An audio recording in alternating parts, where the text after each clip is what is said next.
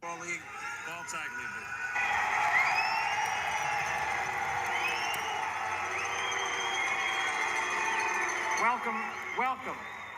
Welcome to the National Football League's 62nd annual college draft.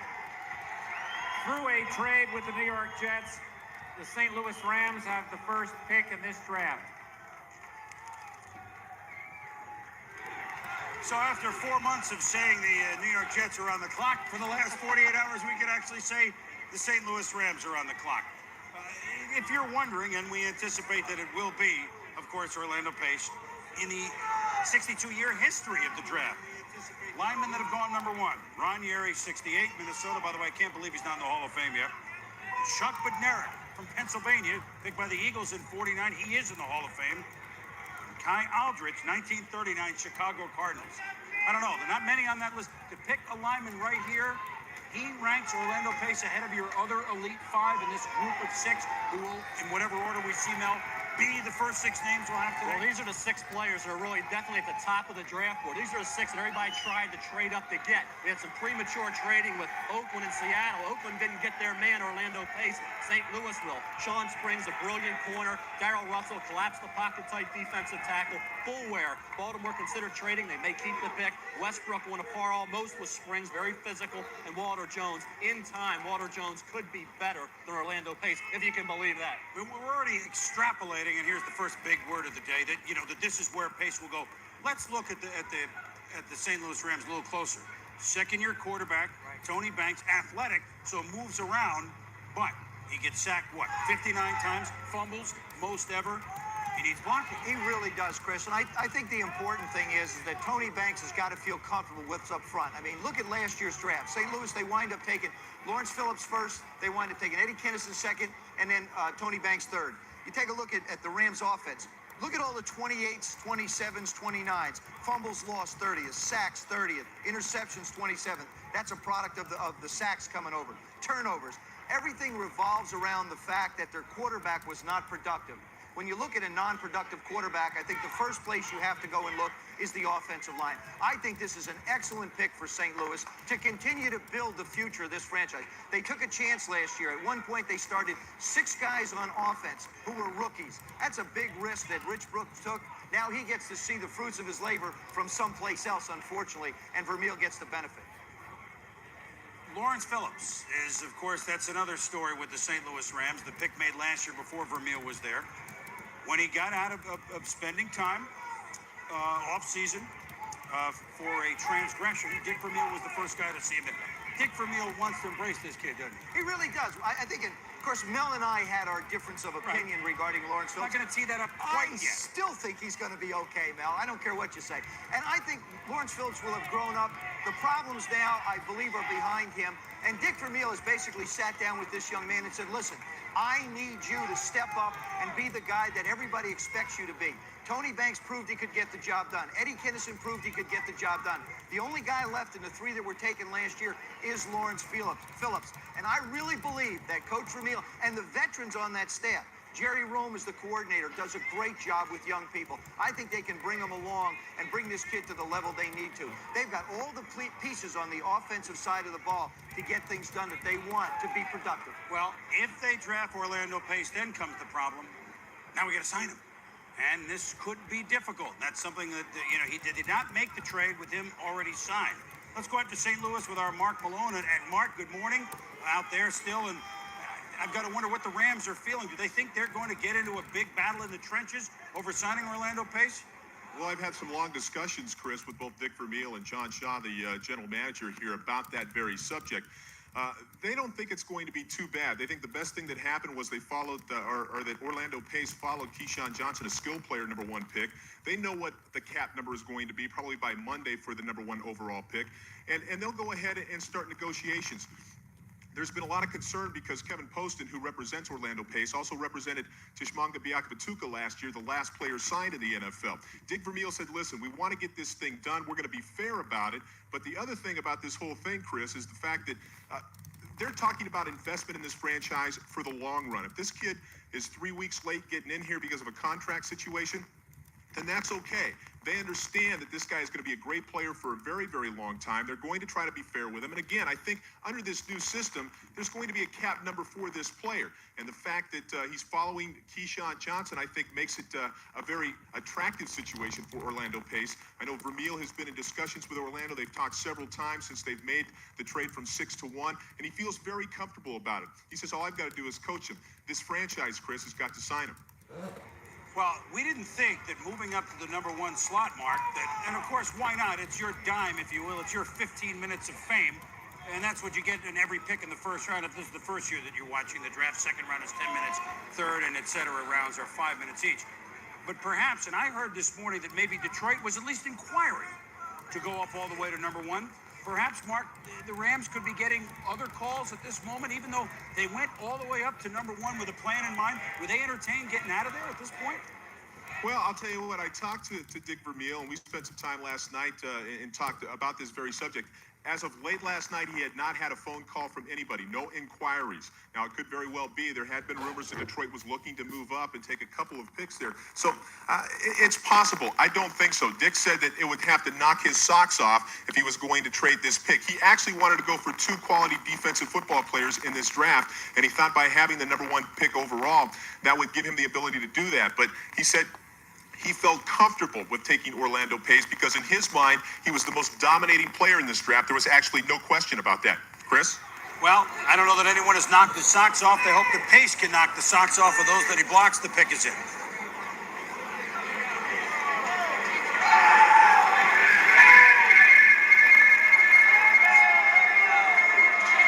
Orlando, one of about a dozen players here in New York, maybe a couple more. With the first pick of the draft, the St. Louis Rams select Orlando Pace, tackle, Ohio State.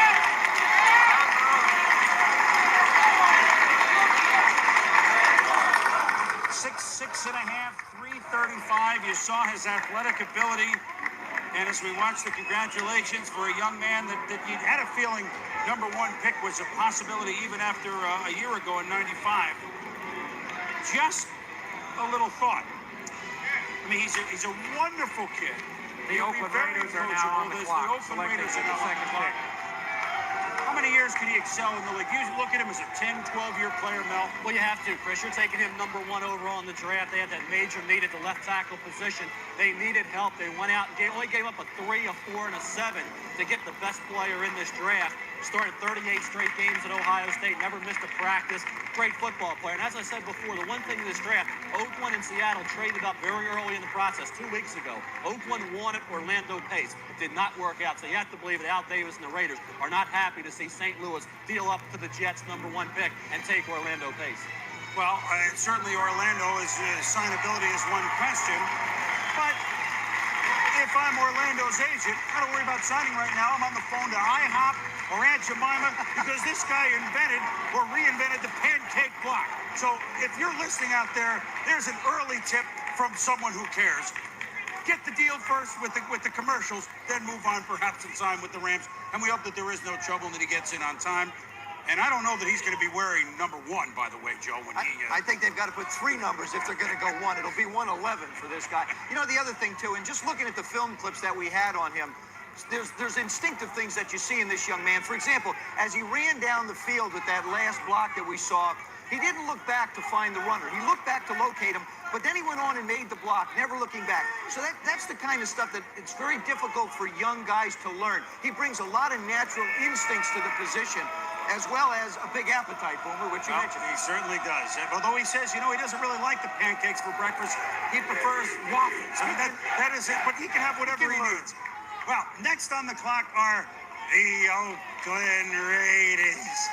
They originally wanted Orlando Pace, but after, as Mel described, the trade up by the St. Louis Rams, the Raiders maneuvering of a couple of weeks ago to acquire the pick from New Orleans here at number 2. Now they have already just the 2nd pick of the draft. Decisions, and phone calls certainly coming from a couple of teams. Let's go to Miami with Chris Mortensen. And Mort, the Raiders have gotten some calls, obviously from Detroit. That's one. What else is going on, and who will be calling them in the next 12 minutes? Well, I think the Lions are probably having a final discussion with the Raiders about moving up from the 5 spot. Last night, they were willing to offer a 3rd-round pick. I spoke to Bobby Ross, the Lions' new head coach, a little while ago. He's quite comfortable with staying at 5, so he's not going to overpay to go to 2. They would take Darrell Russell, the USC defensive tackle, if they moved into the Raiders spot. And if the Raiders can't trade, they apparently are going to take Darrell Russell. And some people will say they got Chester McLaughlin, they got Russell Maryland. Well, they would play Darrell Russell possibly at defensive end. And, of course, the Seattle Seahawks holding their breath that they don't take Sean Springs, Chris. Well, could there be a possibility with the Jets involved here going up, or are they going to swiftly move down? I don't think so. I think that scenario is too complex, and I really believe this. If the Raiders move, it'll be with the Lions. Well, we'll keep pace on this one, no pun intended, but the man that's just drafted Orlando Pace is Dick Vermeil. He's come out to visit with our Mark Malone, and Vermeil's first draft pick in 15 years. He's got to be excited, Mark. Well, I'm sure he's extremely excited. He has been away from the game for a long time. I think a lot of people wondered, Coach, whether or not you could pull this deal off. You did. And you told me you'd make this pick very early, but then you were on the clock for a while. Were there any phone calls, anybody at all interested in this pick? No, nobody really called. And we had made up our mind really this morning when we came in here after visiting with you last night and that kind of stuff, that really Orlando is the guy. Orlando is going to set the pace here in St. Louis. In terms of his signability, you and I have talked about that. That's not really a concern for you, and that's interesting because obviously this guy's going to demand a lot of money. No question, and he'll deserve it. And we'll make him earn it, too, believe me. But I think I have to worry about coaching him. I have to worry about everybody else we put on the field. Jay Zygmunt, who handles that. John Shaw will back it up. They'll get it done. Sooner or later, it will get done, and he will be on the field. Currently on the depth chart, you have a former #1 draft pick in Wayne Gandy at left tackle. Is Orlando Pace your starting left tackle as of today? Chances are he will be when we get him on the field, and we'll move Wayne over to the other side and compete at that right tackle spot, and maybe Wiegert inside at a guard. Really, this one move has strengthened our offensive line so much, and we have Gerald Perry here really getting ready to play football. It could be a very good offensive line. Well, it's a big pick for St. Louis. They also signed 2 days ago John Gurrick, a former offensive guard for the Minnesota Vikings. They have a second pick coming up. It'll be the 8th overall in the second round. Probably be looking at defense. Now let's go back to New York and Chris. All right, Mark, thank you. We're going to get up to Tom Jackson in a moment, but the Oakland Raiders apparently have made their decision. Have they hung up the phone on everybody? Card is up at the commissioner, and we shall see if this is Darrell Russell. Move him at defensive end, 20-year-old. Let's see if that's what the Raiders do, or do they make a move? Up to the podium and the commissioner.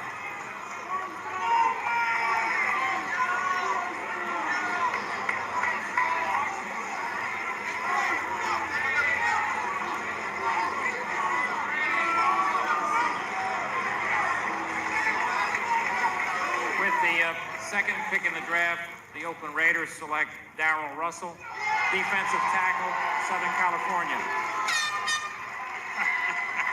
Oh, the air horns are in here. Seattle Seahawks are now on the board with a choice obtained from Atlanta. Well, let me tell you, two things have just happened with the Oakland Raiders taking Darrell Russell. First of all, they get a young man that usually plays inside but can play outside if they decide to keep McLaughlin, and they have an excellent front wall. But the Seattle Seahawks are very happy because Sean Springs, Pace's teammate at Ohio State, the corner, is who they wanted all along. Weren't sure they could get him at 3. That's probably where they're headed next, I would think. But now let's talk about Darrell Russell, who's, again, I mean, he's just a youngster. He's a big kid. He's 320 pounds. He's a great athlete. He's only 20 years of age, so you know he's going to mature. He took some downs off, has to become more of a consistent, focused performer, but tremendous upside potential. Here he is at basically at right defensive end, and that's where the Raiders plan on utilizing him, getting to the quarterback, very agile, very quick for a base. Here he is inside, exploding to the quarterback. You know, getting after then quarterback Ron Powell with Notre Dame, controlling the middle. That's what he does so well. Here he's against the Huskies, just dominating that double team block and making a play. Fires into the backfield regularly. When this kid is on and he's motivated, he's a one-man wrecking crew. And I think what they have to do is harness that talent and motivate him. That's going to be Joe Bugel's responsibility. For Oakland, though, they get Russell, but they still don't have that offensive lineman for Jeff. Well, then what a segue to Joe. Oh, my. And to me, I don't necessarily think that Russell is just going to stay in Oakland. Joe, when I look at a head coach, when a guy takes over, they like to get people they're comfortable with. I think of Vince Tobin and Tony Dungy last year. Both of them went for defensive people. Joe Bugle takes over as the offensive coach or the head coach. He's an offensive-minded coach. He's a line coach. I wouldn't be surprised if he still winds up with Walter Jones somehow, some way through the course of this particular draft. I don't believe the dealing is done. It just doesn't make sense for this to sit real comfortable with me. I think Chester McLaughlin is a superstar. I don't know whether or not Russell helps them get where they want to go. You invest so much money in Jeff George, you got to bring somebody in to protect him and look at the future of that particular side of the ball. So I'm not 100% convinced that we haven't seen the last of this movement here yet. Well, one scenario could be that Walter Jones falls to number 6. The Jets take him. So like then they make a deal. Either Russell for Jones or McLaughlin's involved. Meanwhile, the Seahawks, I got to think, it's Sean Springs. As that card has sprung up to the commissioner, it didn't take more than a couple of minutes. Seahawks, first of their 2 first-round selections. Number 3 here, number 12 in a while. Now we told the card was up there. It can't be a pronunciation problem, right? Springs? No, sort of a fairly simple word to get out. Well, I got a team photo first. You got to do that first. The commissioner There's Darryl actually Russell, is there. yep. You just can't see That's him. right. And he's, what, 6'5"? That's right. He's behind Darryl Russell somewhere. You know, the amazing thing about Darryl Russell, when you look at him on film, he carries 320 pounds, Mel, but it's spread out over a big frame. I mean, he's a guy who could go, it looks like, maybe to 330 and still carry it comfortably. He is huge. I mean, you look at a guy can really plug the middle, can do a heck of a job. All right, here now is the Seahawks. Third pick in the first round, the Seattle Seahawks select Sean Springs, defensive back, Ohio State.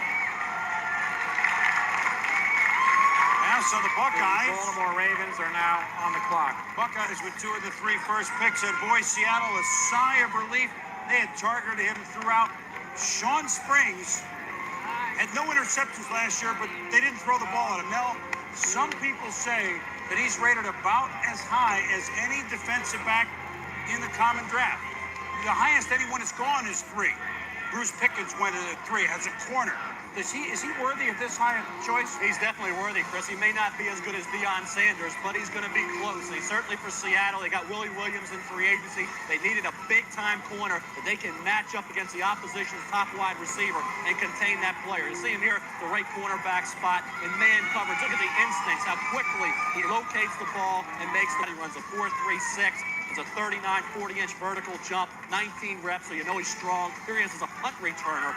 Great ability in that area if you want to risk injury and use your number 1 corner. Also as a return man. Run support ability's average, decent tackler, but you're paying Sean Springs the big bucks to match up against the Jerry Rices and the big-time wide receivers that can beat you. That's his job, to tame those guys. Well, Sean Springs from Silver Springs, Maryland. His dad, you may remember, running back, pretty good with the Dallas Cowboys. Ron Springs, it's in the bloodlines. And now he's the 3rd overall pick. We'll get back to discuss him a little bit. And the Baltimore Ravens on the clock. And will they keep this 4th pick? They've said for a while they want to bail out. Do they bail? Do they stay or do they go? That's the question. As we roar on here in the Apple.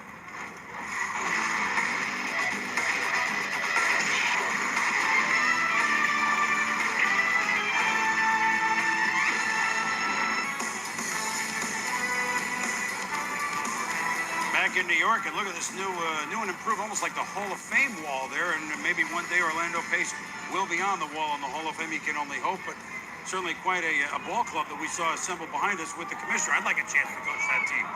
Well, the card is in already. Do the Ravens keep the pick or do they make a swing trade? They've said they dump out. This doesn't seem to indicate that they might. Let's go to the commissioner. It's the Peter Boulware spot. With the 4th choice in the first round, the Baltimore Ravens select Peter Boulware, defensive end, Florida State. Well, so much Detroit for Lions saying are now on the clock. Saying for weeks that they would dump out because of the cap. They had some offers, the Giants being one of them, Mel. Maybe he just looked too good at the end, right? They certainly need defense after squandering all those halftime leads last Well, year. the offers weren't good enough. All they got was a 3 from the Giants, a 3 from other clubs. They didn't get that second-round pick and an offer that they wanted. Peter Boulware is just what they said they needed all year. A difference maker that can make everybody around him better. Great edge pass rusher. You see him here coming off the corner. A right defensive end. Cat back artist. Running a good job off the edge. Blindside pressure. He's a special performer. He's going to come in ready to work. He's been a productive player game in and game out. Very strong, good functional strength at about 22, 23 reps, so that's not a concern. You see his athletic ability here against Florida, blocking a punt. This is a kid that can play some linebacker. Marvin Lewis, the defensive coordinator, worked out Peter Boulware, came to the conclusion that he could be an outside linebacker. So don't count that out. You have McCrary to be the right end, you have Burnett on the other side. Maybe initially they try Boulware at outside linebacker to plug a hole and see what happens. Well, he's a smart player. Let's get that out there. His dad, a doctor in Columbia, South Carolina, where he is from. Sterling is quick to point out from the crib. But cap problems. Where's Baltimore? They're the closest team to being over the cap. Look what they're playing some of their players. Now, remember, these are guys not on the team anymore, but they still owe under the cap. Bad Moon Rising, a cool $3 million to Pepper Johnson. Of course, Eric Turner was still there. Leroy Horde was long gone. Tony Jones, now a Bronco. I mean, this is... They said they couldn't afford it. What are they going to have to do, Mel? Well, what they're going to have to do is try to battle with Peter Boulware and his agent to get him into camp on time. Yeah, Jonathan Ogden got a heck of a deal last year with voidable years in that contract, and he's going to want a similar contract. There's no question about that. We look at Jonathan Ogden's deal. That's what the agent for Peter Boulware is going to want. So it's going to be really tough for David Modell, Ozzie Newsome, Art Modell to get him into camp on time, because that's a key. As an outside, if he is an outside linebacker in this 4-3 defense, he's going to have a lot to learn. Playing in reverse, coverage responsibilities, a new position. So I think it's imperative, if that's the case, to get him into camp as quickly as possible. Well, very quickly, the Detroit Lions are up there, and it's got to be the corner, Bryant Westbrook, or Walter Jones, the tackle. These are the two next guys. Which ones do the Lions select?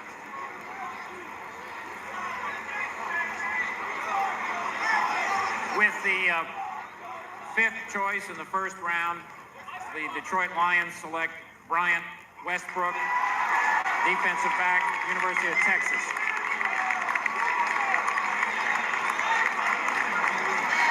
Well, the New York Jets are now on the clock. Oh, boy. And with that, cue the crowd. The Detroit Lions, I mean, in a division with the Super Bowl champion Packers and the great receivers at Minnesota, and they had to go, and he's a big corner.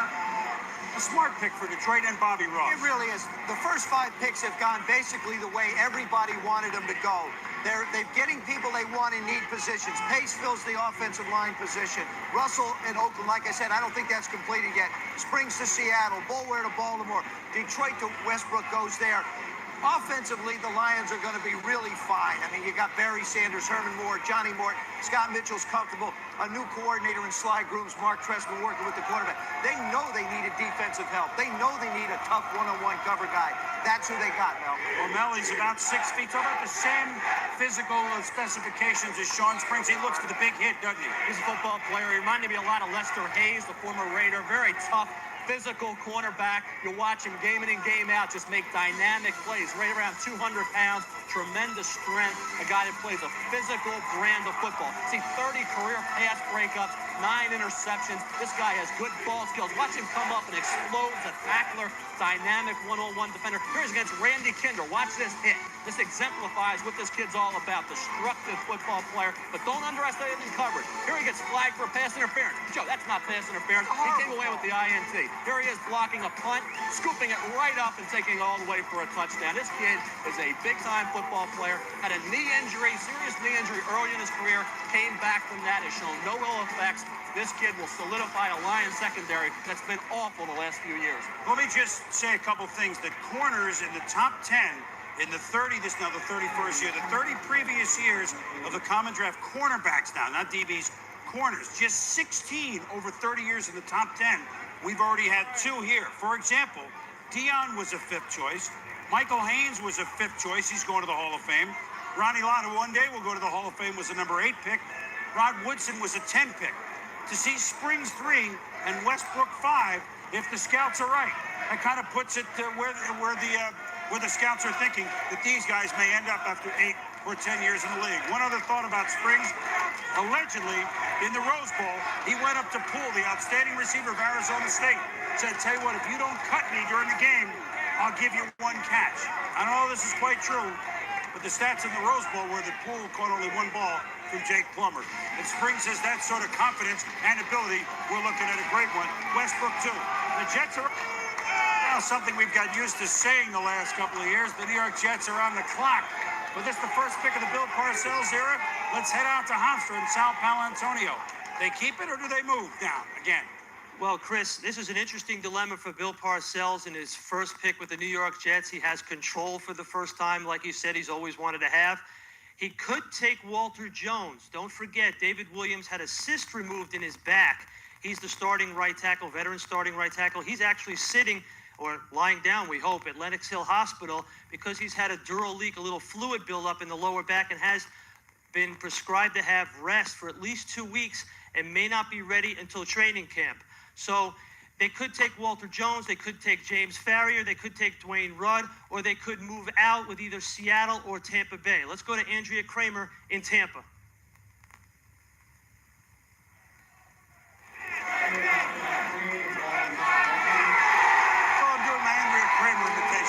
Kind of grown a little bit, changed my hair color. We'll get to Andrea in Tampa very shortly.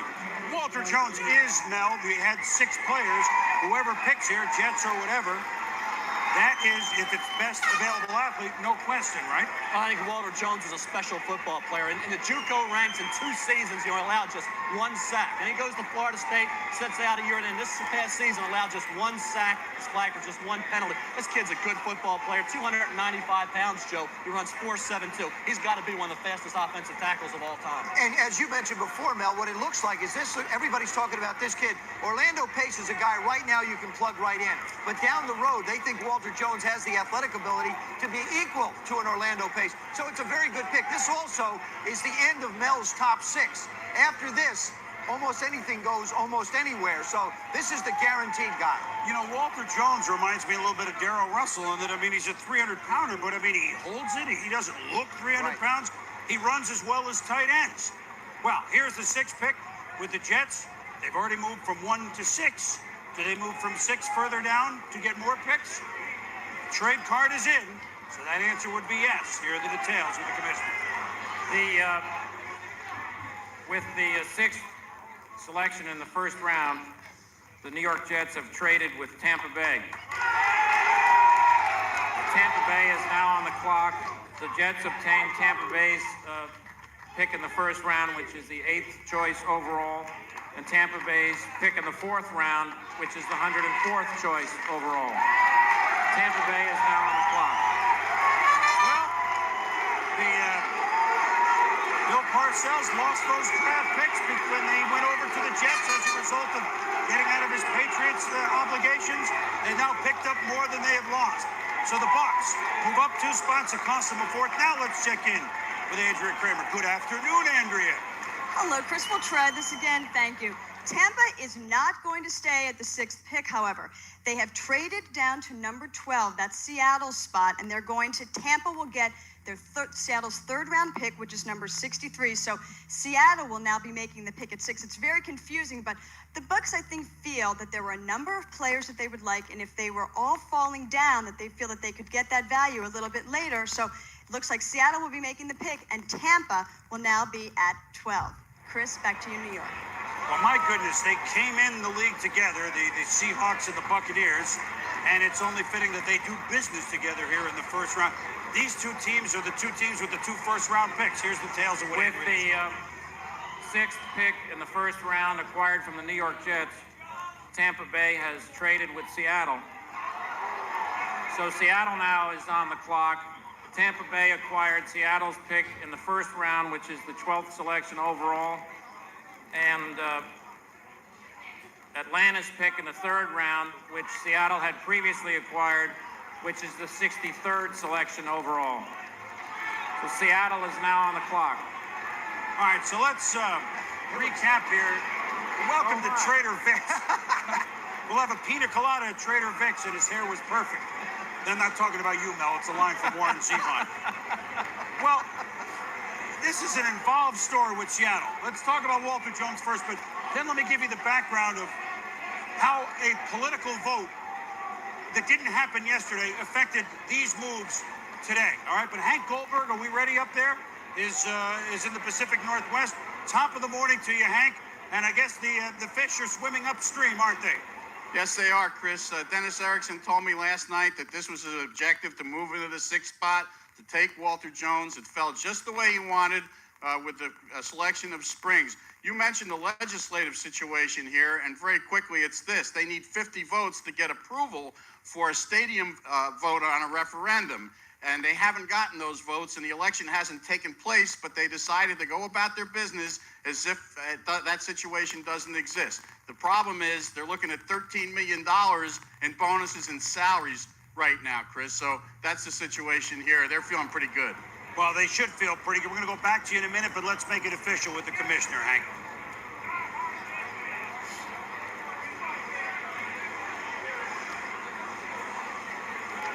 With the sixth pick in the first round, the Seattle Seahawks select Walter Jones, offensive tackle from Florida State.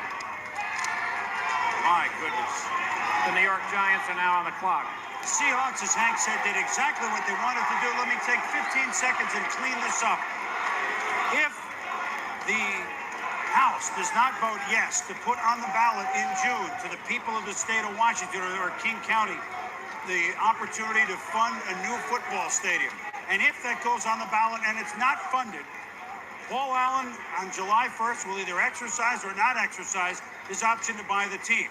He has a few shekels. He's already spent some for the Chad Browns, etc. He said if they don't approve the stadium, he's not buying the team. The future of the Seahawks up there is in question pending these moves in the legislature. However, as Hank said, business as usual until they get a no. And you got to like Paul Allen, full steam ahead until somebody stops me. Hey, the Seahawks have to be thrilled with what they've got. Well, the Seahawks gambled when they traded up. They got Springs, now they get Walter Jones. 2 players in that Elite Six. This is an amazing draft for Dennis Erickson to get 2 of these top 6 players. You see him here at right tackle with the feet and the balance. This is a dominator who's going to get better once his technique improves. Remember, he played 1 year. Watch him against James Bates. Helmet to helmet, Joe. Watch him. There you go. Now that's domination. You watch him time and time again sustain a block. He never quits. He's a high-intensity player. Doesn't take any downs off or plays off. He was responsible for a lot of work-done success this past season.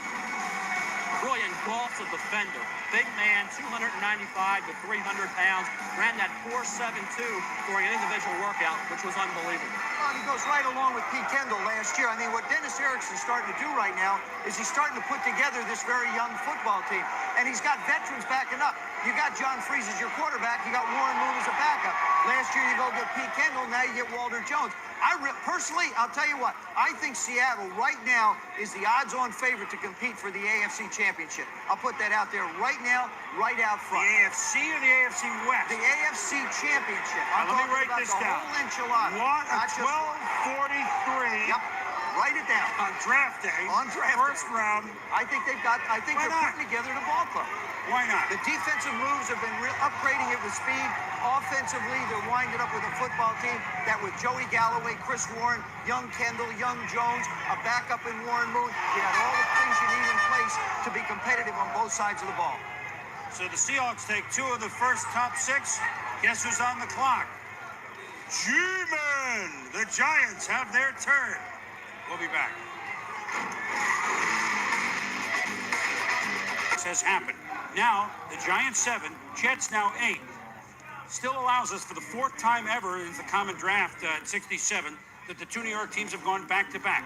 77, Marvin Powell, Gary Jeter, good picks. 81, outstanding picks with LT and Freeman McNeil.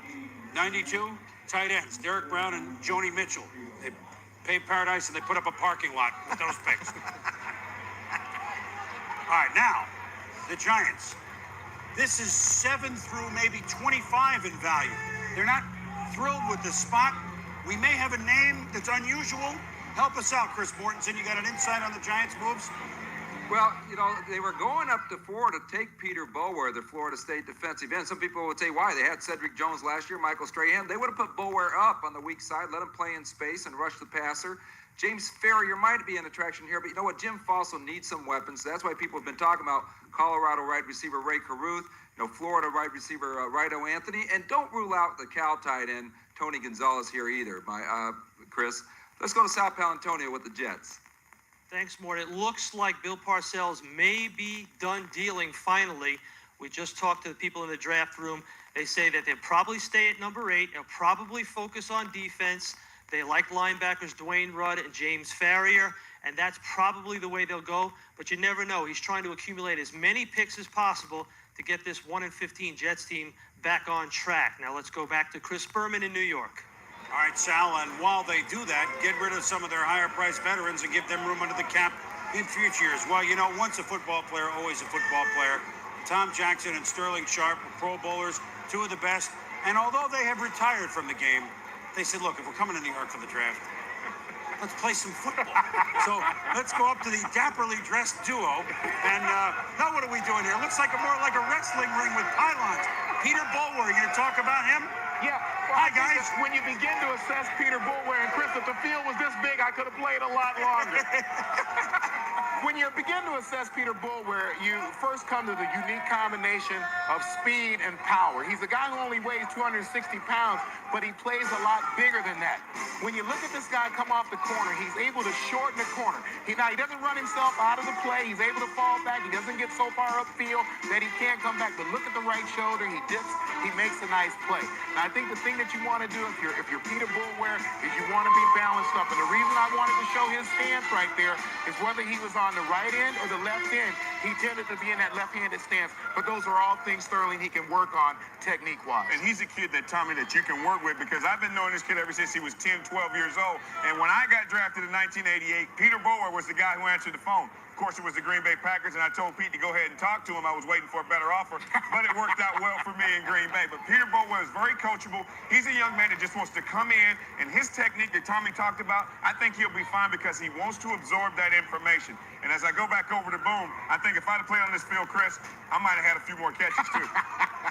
I think I might have had a few more catches over there. Joe, do you think you could hit me on a square out on that field? I could hit you on this one. Don't go much further than that, though. I got to be honest with you. That's about the limit of the arm I'm moving right now. I don't think I can go that much further than that. I'm about a 3rd and 4 guy. Send me out 2 steps, turn around, and fall down, maybe to pick up that extra yard. The Giants now start a new group of names. And Mel, now we got to get everybody familiar with the next group of names, although we understand that the Giants are talking about a name that will not rock the draft, but just maybe not a name that we'll see right here. Well, we see some good football players. It's not the Elite Six. And remember last year, the Giants missed out on Jonathan Ogden, had to settle for Cedric Jones. So the 2nd straight year, the Giants are just off the fringe of getting one of those elite players. We see work done. He's a 3rd down specialist, a creative football player, versatile, could fit in well with anybody. Marcellus Wiley's my sleeper, has been all year, coming on strong. You look at the rest of that group that's after that. Tarek Glenn was 354 during the season. Now he's 331. Ike Hilliard, this is a kid steadily moving up the draft board, gives you tremendous ability after the reception. Bernard Wilson, we know that Bill Parcells really likes Bernard Wilson's intensity and great motor. So there's not that much difference in talent when you look at this group from the 7th player down to 18-25. There's not really that much separating those players. The Giants may think about moving down. You say, why not move down? Well, who wants to move up if all these players are the same? It takes 2 to have a deal, and the Giants may have to use this pick simply because there's so much equality. I mean, everybody from 7 to 25, 30 is basically a similar grade. This is the start of a new era, Joe, with the Giants, with Jim Fossil, who has really been a quarterbacks all over the league. Love him when he's the offensive coordinator. Now he's head coach. He's vowed to make Dave Brown a big-time quarterback. You would think he would go out and get him some help, wouldn't you? Well, look, I think there's only one thing you have to look at, and that's the right-hand column. This is the Giant offense. That's all 30s, folks. Those are not misprints. Total yards, passing yards, rushing TDs, thirds, and 12 of 1,000 plays for 25 yards or more. That's 0. I think the one area that you have to look at with Jim Fossil and his offensive coaches is they've got to get the ball down the football field, whether it be a 3rd down back coming out to help him or whether it's a guy who can stretch the field. That would be the area I think he'd be looking at. All right, we're thinking offense. What are the Giants thinking? Let's go back up to the commissioner. With the 7th pick in the first round, the New York Giants select Ike Hilliard, wide receiver from Florida. The New York Jets are now on the clock. Let's say one thing about the Giants, and they've had some nice receivers.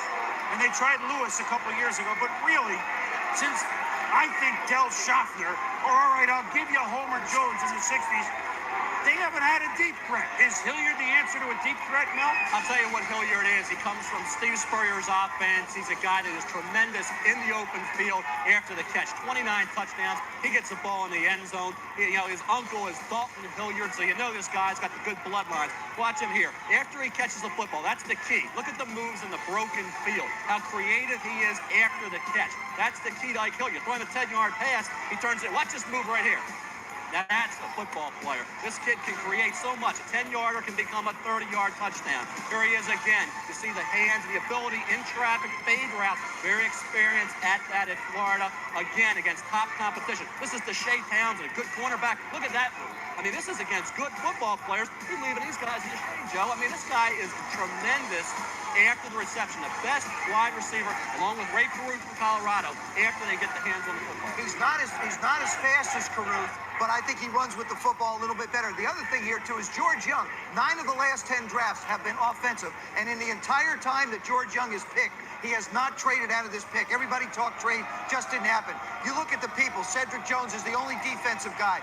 Wheatley, Lewis, Brown, Bunch, Hampton, Williams, Moore, Ingram, all offensive people.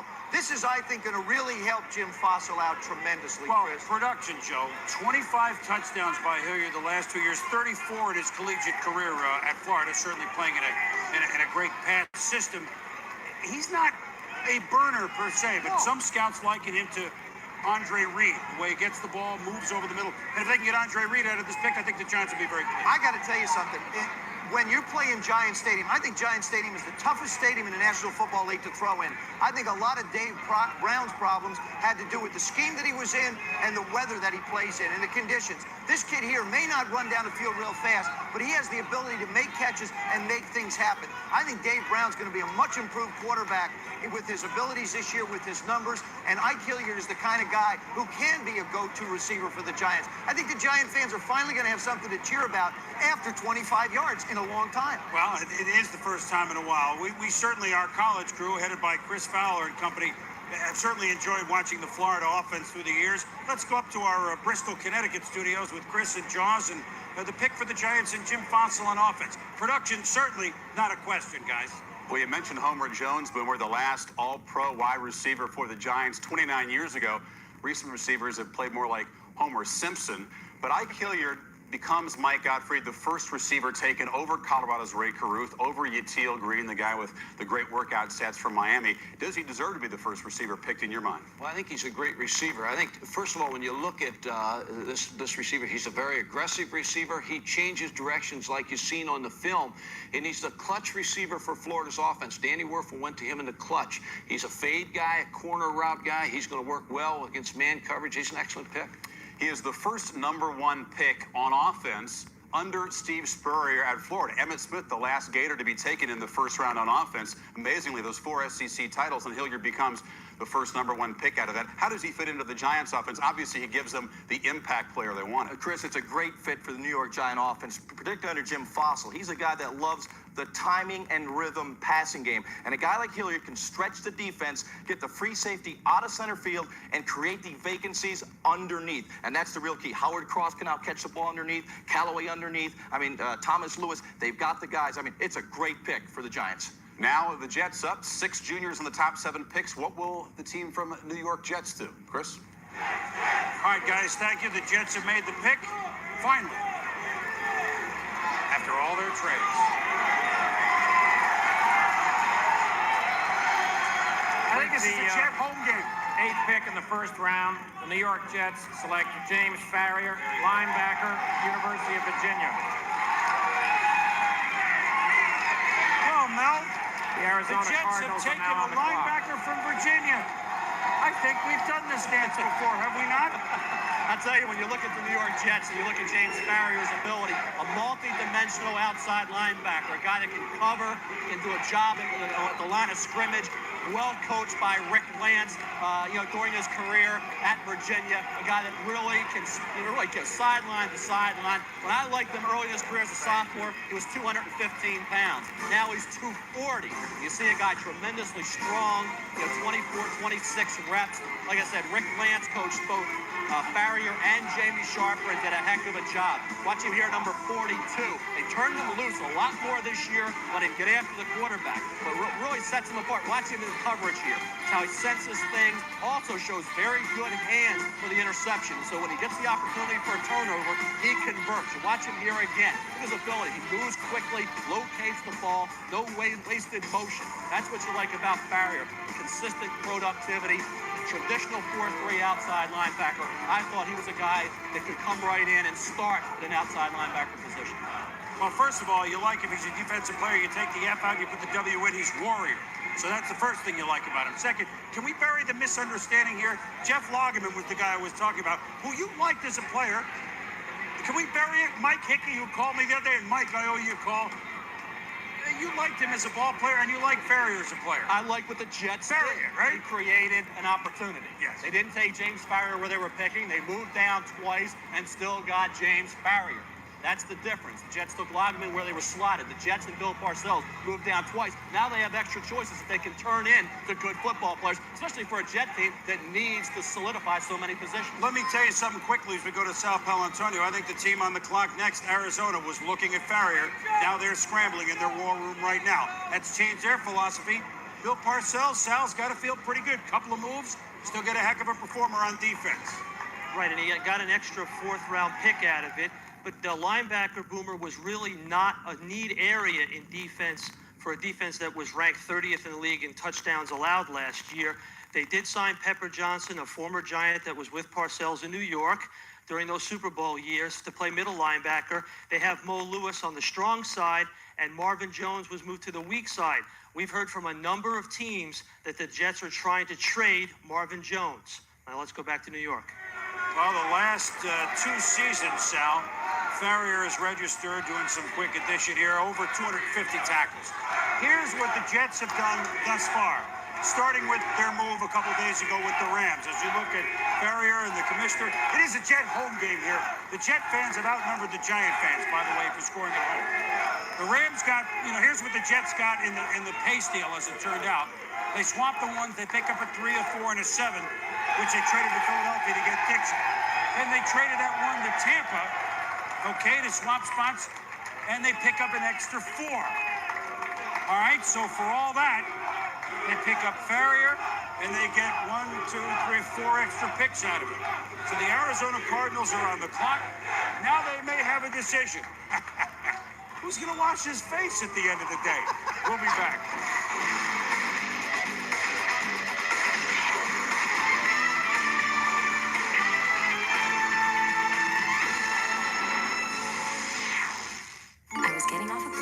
Stranger tosses me a dime. Suddenly, now have to rethink. They were hoping to get Farrier. I believe that's one of the players that they certainly wanted. They now have to think about a defensive back, which may be a little rich as far as looking at the draft in the 9-hole to pick a guy like a Tommy Knight. Do they do that? Do they try and bail? Does somebody see a player that they want to come up and get? I think we may see the Arizona Cards take all 15 minutes. Where do they look? Vince Tobin, a defensive coach. Well, I think a defensive coach here, I think he looks to come out. I tend to agree with you, Chris. I think there's a possibility they may take the defensive back. But I think back to last year when Houston had the 9 pick and Oakland wanted a tight end with Ricky Dudley. Gonzalez out of California is the guy that everybody wants. The pick here at Arizona, New Orleans is pick at 10, Atlanta's pick at 11. I think those are the 3 spots that Kansas City wants to try and come up to because they've made it public everywhere that they want Gonzalez. I think this is right in the spot where you see the tight end want to go. Somewhere in these next 2, 3 picks. He's the hot property. I think this is the spot that Kansas City can ensure they get who they want if they're the people that want to come up. Dallas wants to come up. San Francisco wants to come up as well. So I think there's a real possibility here. They trade this pick or possibly wind up taking the DB, like you said, because of its being a defensive coach. All right, so we've had 8 picks thus far. Cardinals are on the clock. Let's go back up to our Bristol headquarters and Chris Fowler and gang for a draft update. Chris? Well, thank you, Chris. It is recap time, and if you're just joining us, where have you been? You've missed 8 picks already in a very briskly paced first round. Also missed 2 trades involving pick number 6. And the news is that Seattle has made the trade and gotten 2 of the top 6 players in the draft, Sean Springs and Walter Jones, the offensive tackle out of Florida State. Here's Seahawks head coach Dennis Erickson speaking with Hank Goldberg about the Seahawks' 2 picks so far. Well, with the first pick, obviously, Sean Springs was a guy that we wanted because of the need at that position, and we were able to get him, which enabled us now to do something with that 12th pick. Had we not gotten Sean, we would have had to get a corner with that 12th pick and done some things to move up to get that done because of that need. And Ron Jaworski joins me. Sean Springs, defensive back number 2 taken in this draft was Bryant Westbrook. We had to wait till pick number 11 last year to get a defensive back. And Ohio State just keeps producing great players. In the last 3 years now, 8 picks in the first round. How does Springs fit in? He's a guy who's confident, Jaws. He will tell an opposing wide receiver, you out your league. Well, now he's in a new league. He's a guy that could play the man-to-man coverage. Now you put him back there on the corner with Willie Williams, you really freed up the defense. And when you go and you look at what a team can do by doing a lot of different things, the linebackers and with the safeties, and you see it right here on the corner. Say you got a Willie Williams and a Sean Springs that can play good man-to-man coverage. It frees these safeties up to get involved with the running game, get involved with the blitzing game. These guys are key. Now when you got Sinclair and Adams and guys, Cortez Kennedy up front, you now have 11 guys that can attack the quarterback. And when you can attack the quarterback, it's easy to play in the secondary. That's what Dennis Erickson wants to do. That's what Ohio State was able to do. Springs such a good coverage guy. They just left him out here one-on-one. The linebackers and the safeties, as you pointed out, got very involved in the pass rush. All right, pick number 9 up next. Back to Chris Berman in New York. All right, guys, thank you. Well, we've talked to Tom Jackson here in New York that if the field was this size, you could have played more. But what happened if you would have to go up against Orlando Pace on a field this size, Tom? There's nowhere to run, there's nowhere to hide. Well, it take me a long time to get around him, Chris, but when you start to assess Orlando Pace, he is atypical of most left tackles in the game. You're looking for a guy usually who's a little smaller and has more athleticism because he's blocking those great right defensive ends whose expertise is rushing a passer. You take a look at Orlando Pace, the first thing you notice is the great balance, and then watch the feet. It's like dancer's feet. You watch him, he has a great grip, gets his hands on you, hard to get away. But watch the punch right there, has the ability to knock people off. And the thing that I like about him the most is that once you get a runner going downfield, Orlando Pace likes what he does. He wanders downfield. He hits people when he doesn't have to. And I think that's something you can't teach and you can't coach, Boom. Don't do anything. All right, well, thank you, Tommy. It's pancakes for everybody at this point. 8 picks thus far in the first round, 3 of them from the ACC. So as we wait for the Arizona Cardinals, who have now about 5 minutes left on the clock. First rounders in the 90s, Ohio State now with Pace and Springs, and Russell with USC. So USC 1, Ohio State 2, so Ohio State has the lead, 12-11. Notre Dame, Joe, 3rd at 9. We're Michigan, hanging there. Texas We're just A&M. hanging there. Yeah, but you may have. We got a few coming up. We got a win or two. We can coming see up. what happens. Yeah. Pick us in for the cards. Let's see what's in the cards for Arizona.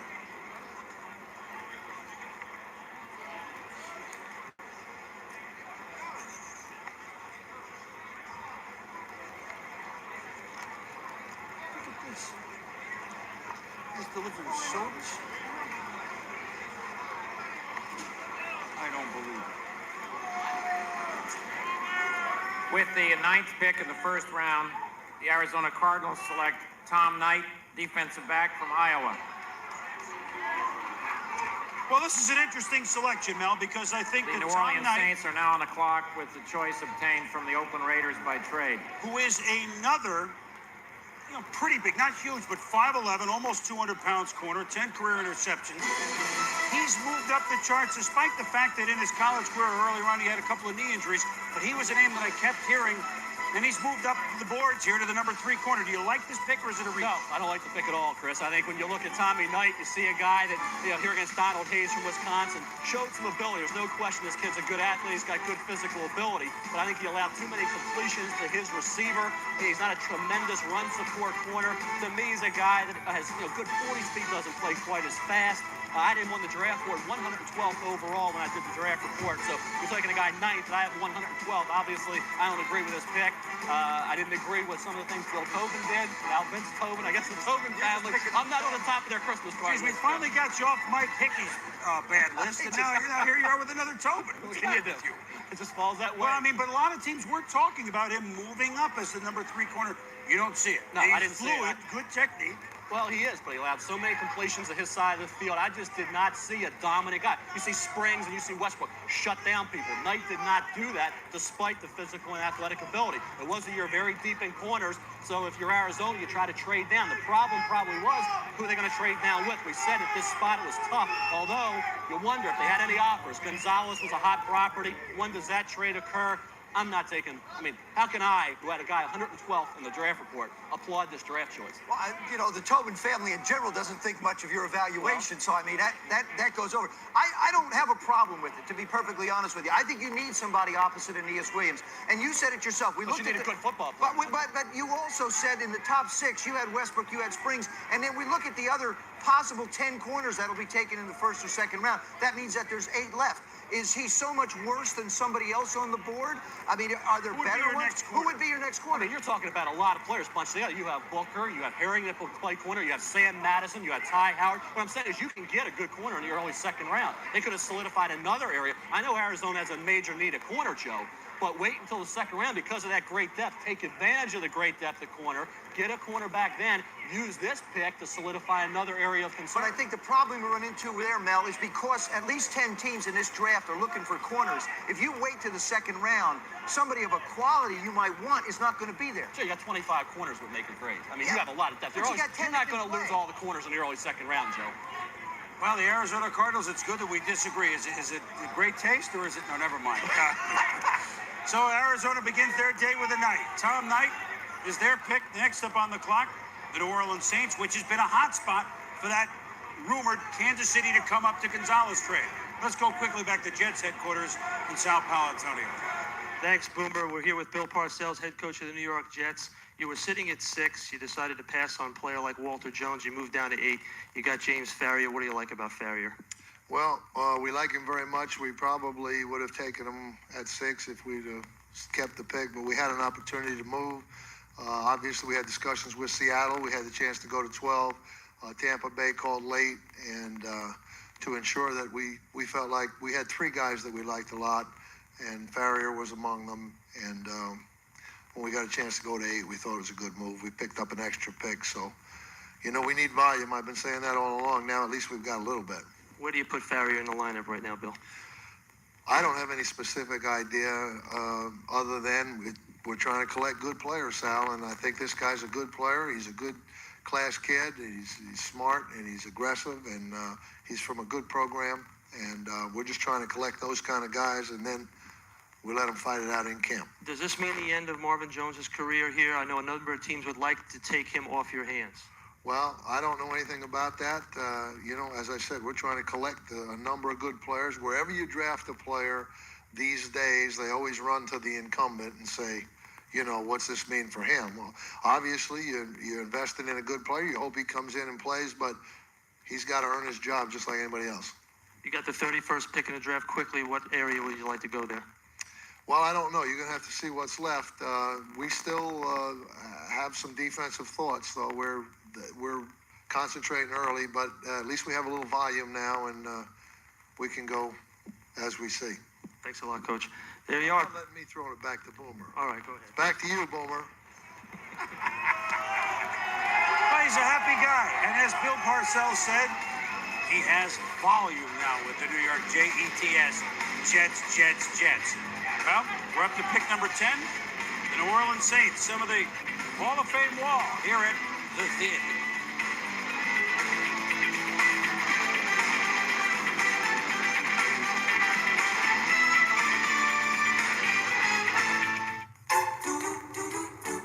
Okay, how did Priority Mail win over the Emmys? Well, we delivered over 75,000 videotapes of the TV shows entered for Emmys to the voting Academy members. On a tight timetable, on a tight budget. And the winner is Priority Mail. So we came through for the Emmys. How about you? What's your priority? Priority mail from the U.S. Postal Service. Now that I'm teaching in the business, we're getting really close. Even though my job takes me on the road a lot. But that's no problem. I have them call me 1-800-COLLECT. It's inexpensive, so we can talk as often as we want. Without screwing up the bottom line. Yeah, calling with 1-800-COLLECT has really helped us get to know each other. Yeah, we talk about business and sports and women. By the way, how is Shelley? That's Charlene, Dad. Charlene. 1-800-COLLECT. They love to hear from you.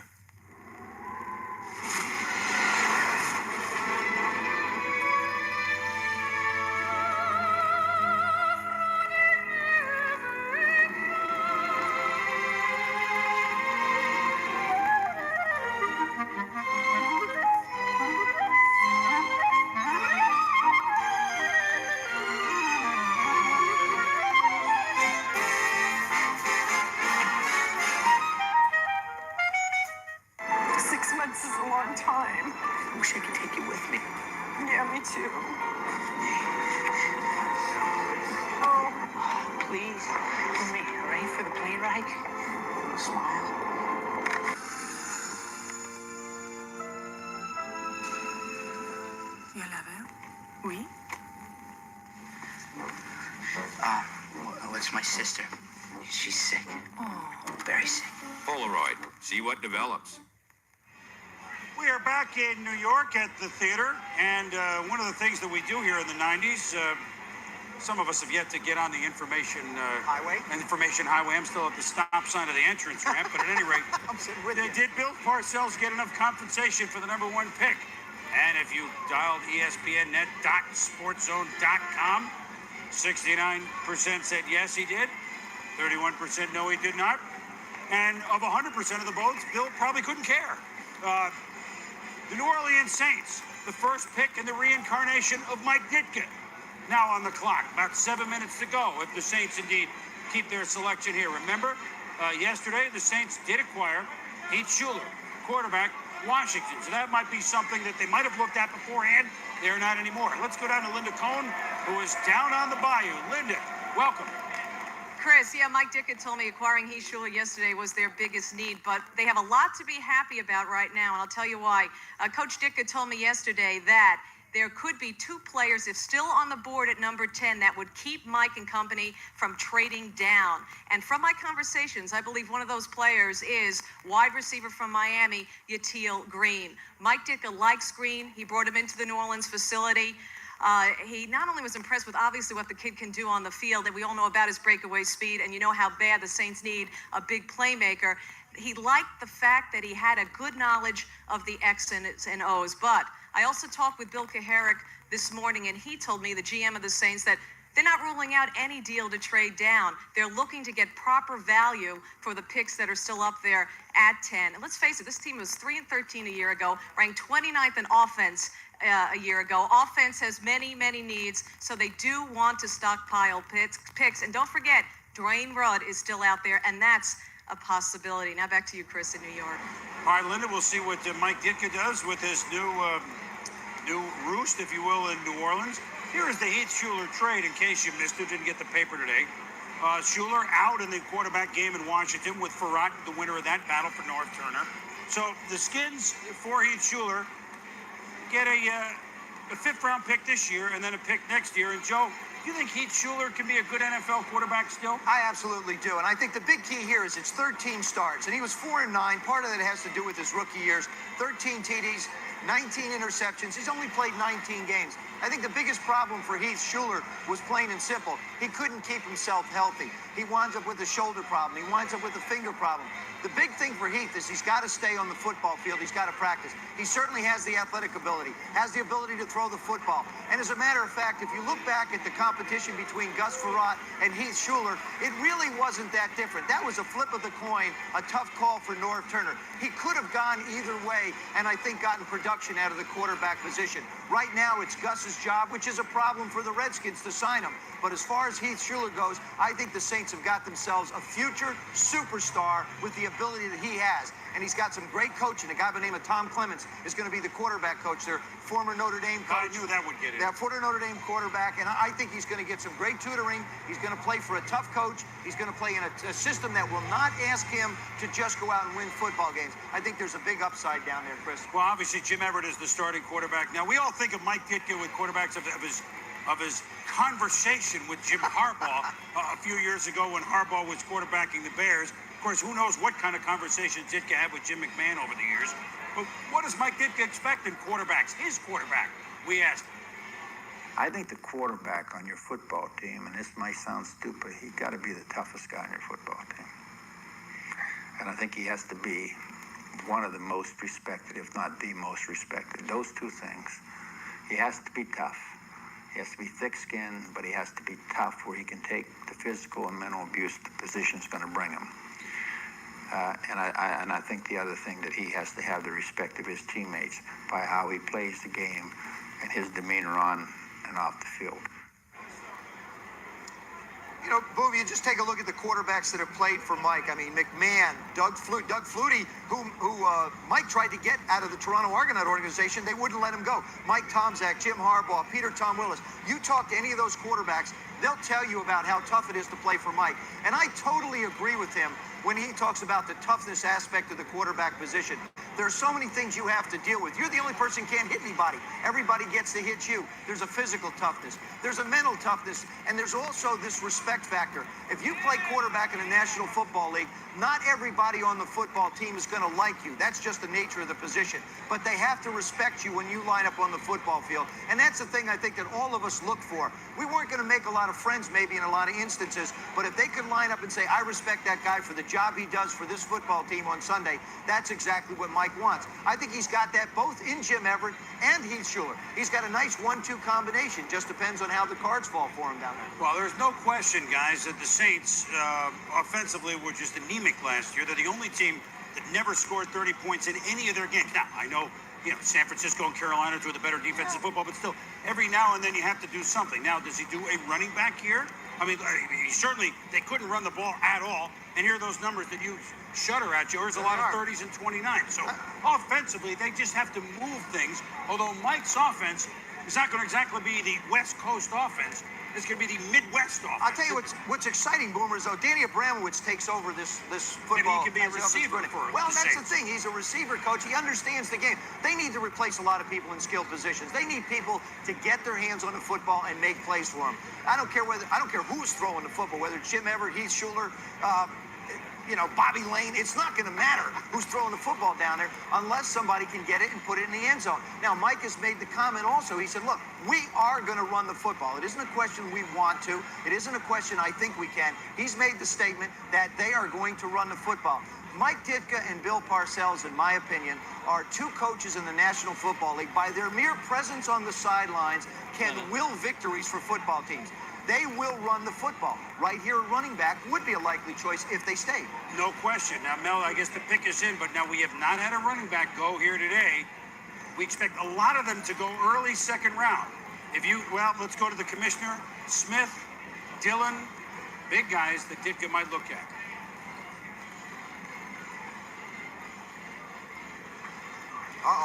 Conversation. Smith and Dillon, now you got to know how to pronounce those, right? So, sometimes they congregate around a card if it's a strange name, or that could be from Dillon's the trade not a tough name, No. Certainly, Antoine Smith is not tough. With the 10th pick in the first round, the New Orleans Saints select Chris Nioli, guard from Colorado. Well, we've seen Tom Knight go higher, way higher than you think, Mel. On the clock. Chris Nioli, obtained by he's a trade nice player. More of a guard, right? I mean, are you shocked here? I mean, they still have no one to run the ball. They can block. I'm probably more shocked by this pick than I was Tommy Knight, because we knew Tommy Knight could go in the first round. Nioli's been dropping a little bit. Workouts weren't spectacular. A pure guard. Normally, you don't see pure guards go this high. Bob Sapp, you had Dean Neal, you had Damon Denson. They could have gotten a good pure guard in the second round. They could have filled their void at running back with Smith or Dillon, gotten a receiver like Yatil Green or Caruth. To me, you don't take a pure guard like Nioli at the intense spot when you got some depth at that position. You get one in the early second round, and you're not going to get a quality back like Smith or Dillon at that point, even though there is some depth. You're not going to get a Teal Green or Caruth at that point. To me, this is even more of a surprise than Tommy Knight. This is, to me, Knight and Naioli back-to-back were two major reaches. I mean, is it safe? I mean, sometimes, you want to go safe. Is this safe or not? Well, it's safe, but it's not the right move. I mean, when you look at a guard, you can plug him in, but to me, you have to look at what's the strength of the draft. And where, if you want a guard, you can get a Dan Neal, a Damon Denson, a Bob Sapp, possibly in the early second round.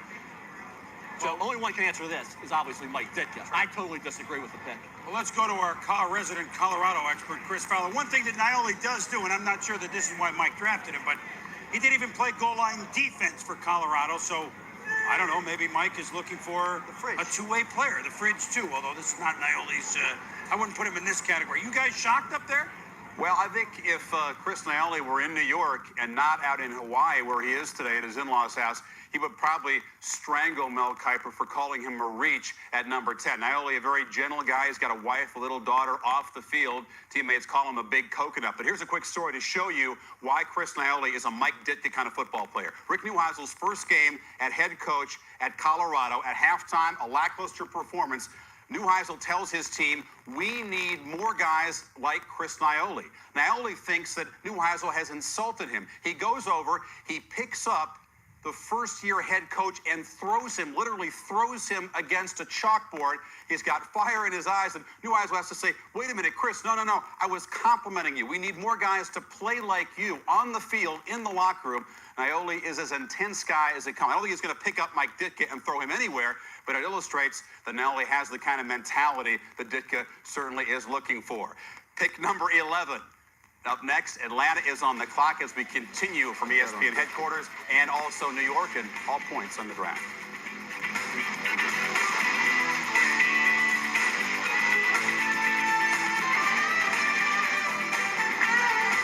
Just what does it take? Looking for a Chevrolet? Buy direct. Call Chevy for a new Buick, any Buick. Buy direct. All right, we are back at the theater, and a couple of picks that have surprised some folks with Naioli going to the Saints, and before that night going to Arizona. Now comes Atlanta and the start of the Dan Reeves era in Atlanta. Two things. It's a defense that was horrible, and it's an offense that was a run and shoot. Dan is not quite a run and shoot type player, coach, I mean. His quarterback also gone, Jeff George. Bobby Hebert may become a 49er. They're going to work him out next week. He's got to overhaul the whole football team. He has a big back in Jamal Anderson, and what else does he have? Well, not a lot, to be perfectly honest with you. I mean, he has no tight ends. He doesn't have a fullback. He's got to replace his wide receiving core because they're basically small guys that move around a lot.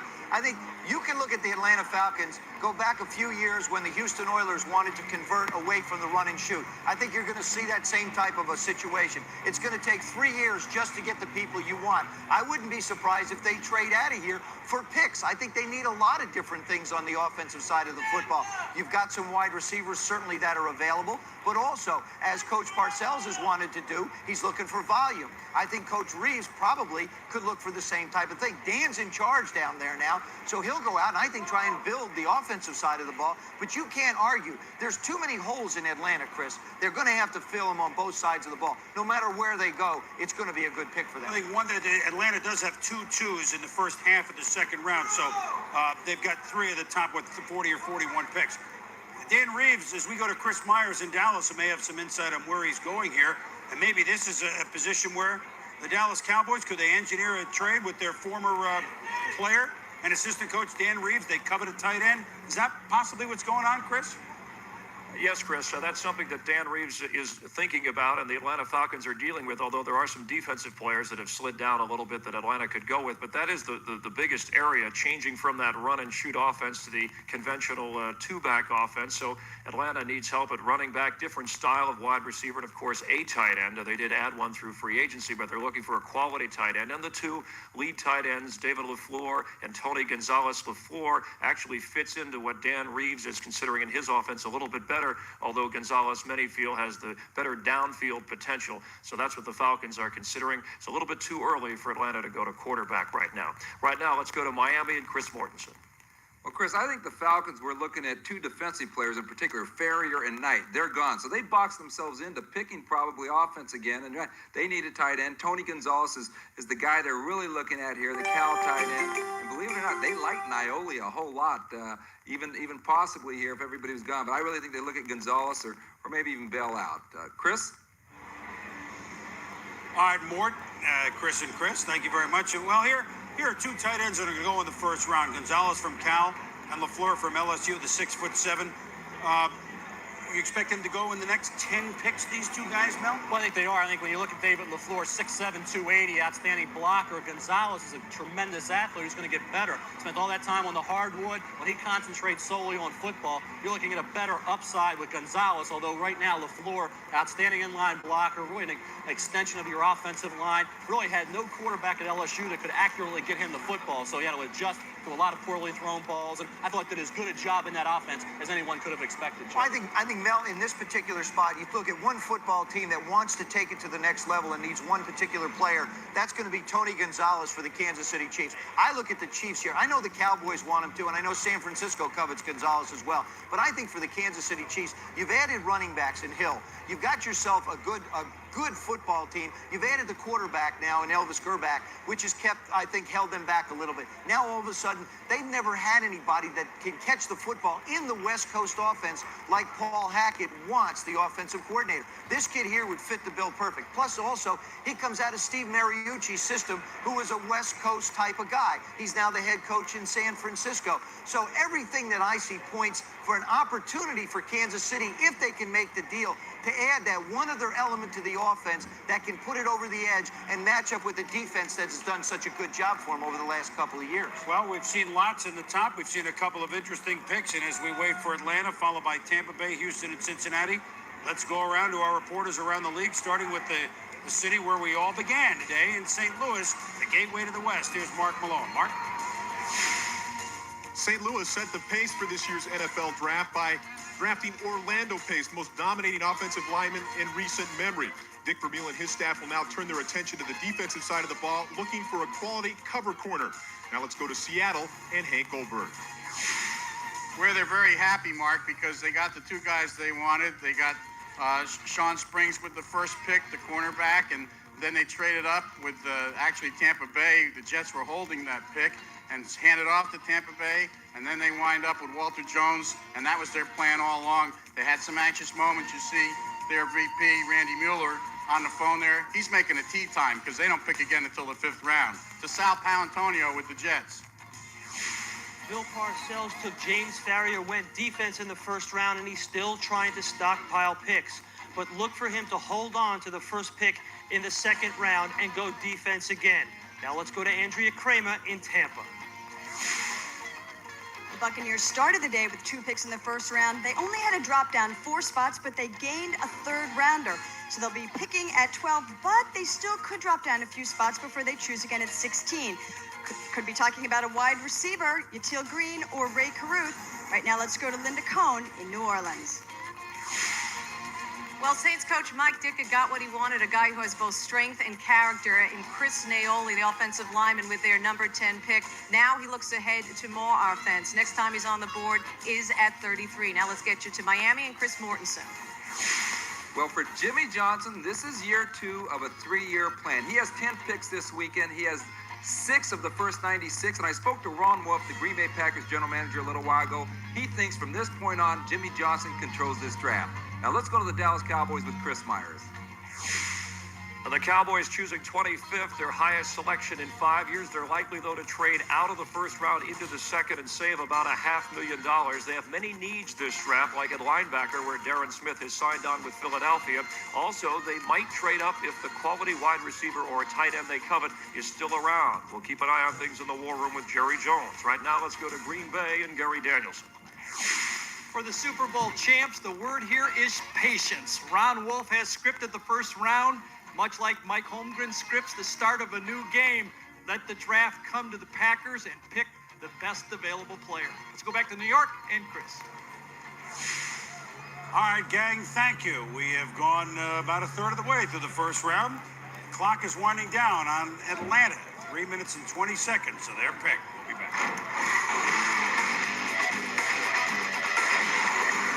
annual NFL Draft. The pick is in for the Atlanta Falcons, the first of the Dan Reeves era. Commissioner Paul Tagliabue. With the 11th pick in the first round, the Atlanta Falcons select Michael Booker, defensive back from Nebraska.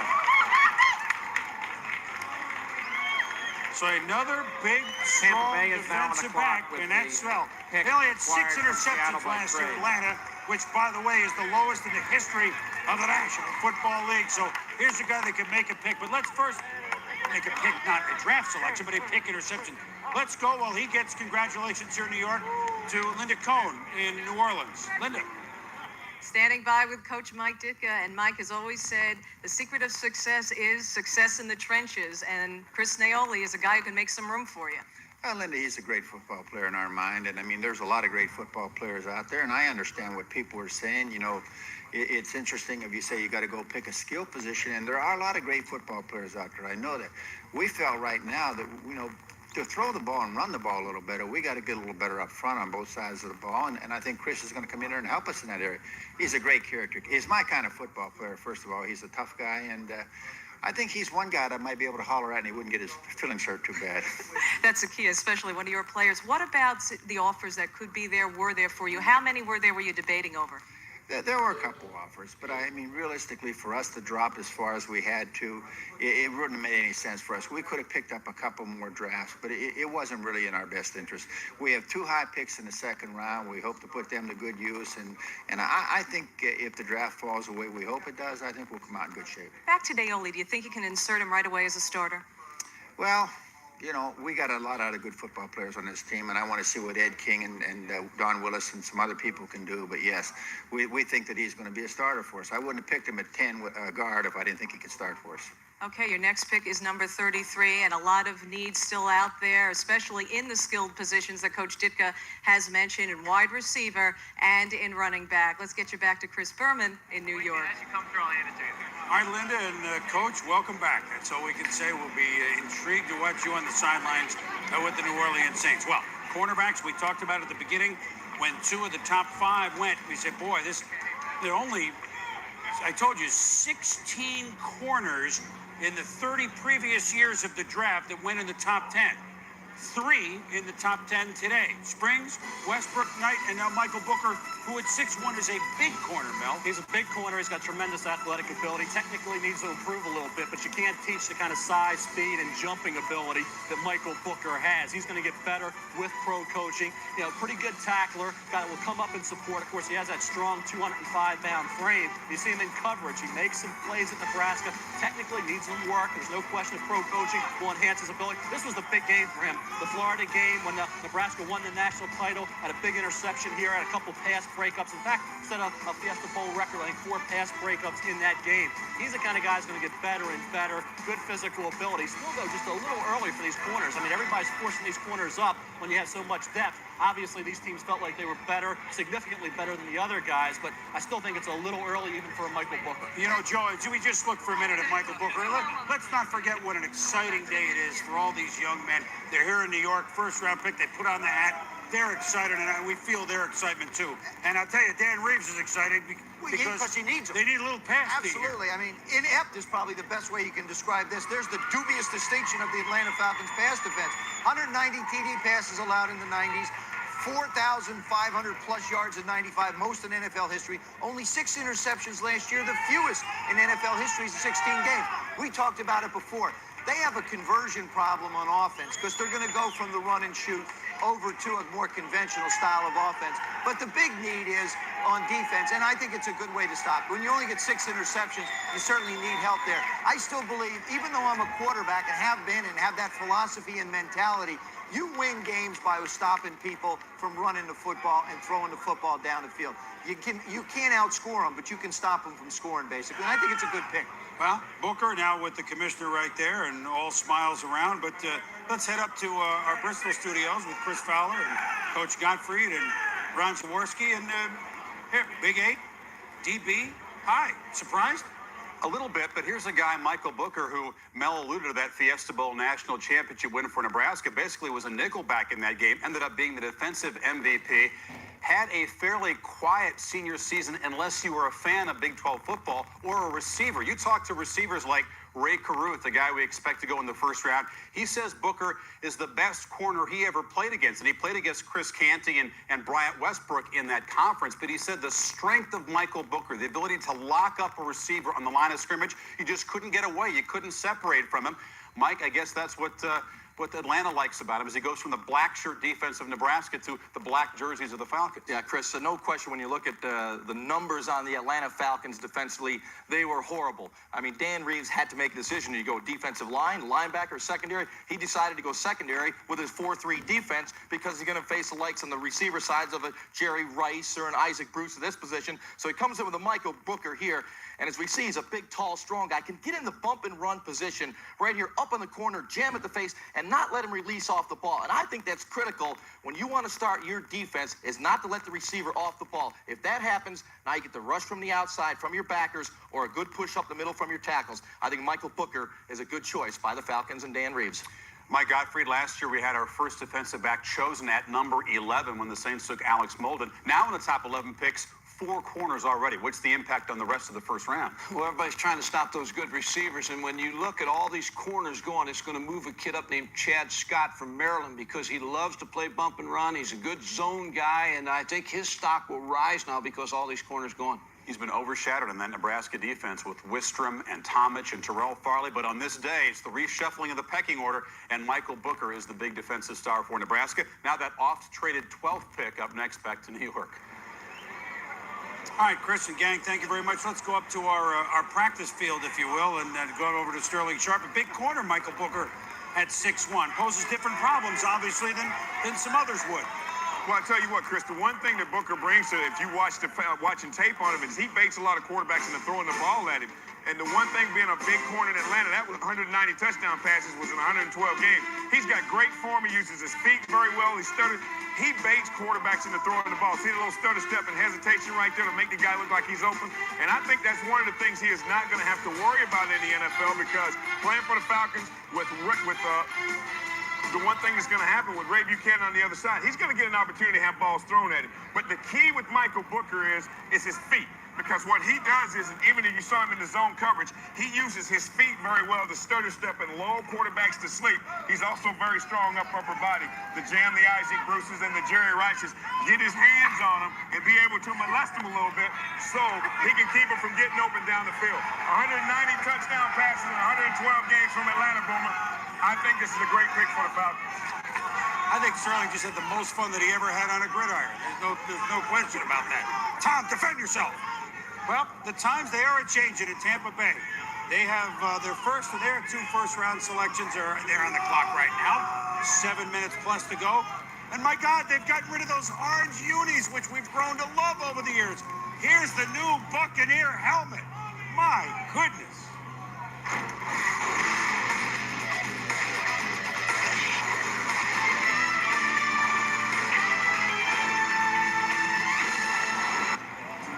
Here's a look inside the Tampa Bay Buccaneers war room with the skull and crossbones going there. The new look of the Bucs, Tony Dungy in there trying to change things around. Let's go to Andrea Kramer. Andrea, what do they got in their minds? Offense. You're right, Chris. No question about that. Tony Dungy told me this morning, we need weapons. We need to score points. No question about that. They are the worst ranked.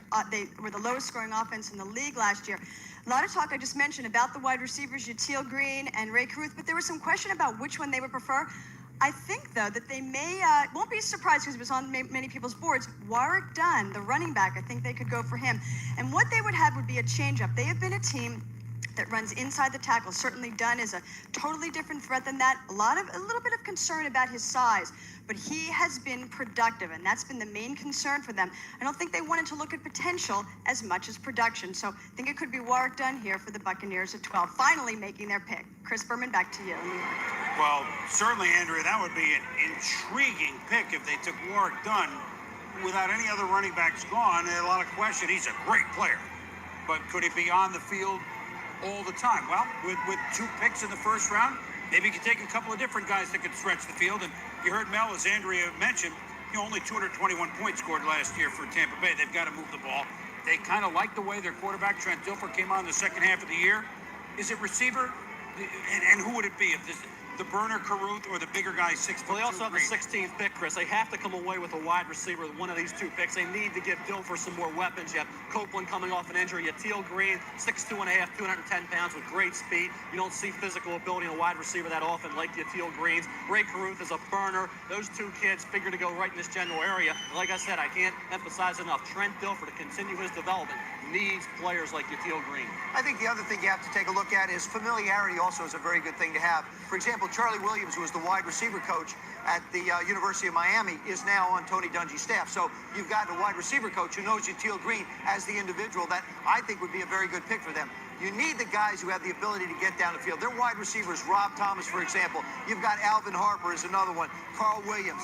You've got Marvin Marshall, Courtney Hawkins, Horace Copeland. When you look at that wide receiver core, you know that they need somebody who can get down the field in a hurry. Alvin Harper basically has been a big bust, and I'd be shocked if he's back in Tampa. He might move on someplace else. Could obviously maybe even wind back up with the Dallas Cowboys as a possibility, but he's not going to be a Tampa Bay Buccaneer. I think a wide receiver would be a good choice. Although, Chris, you did mention Warrick Dunn.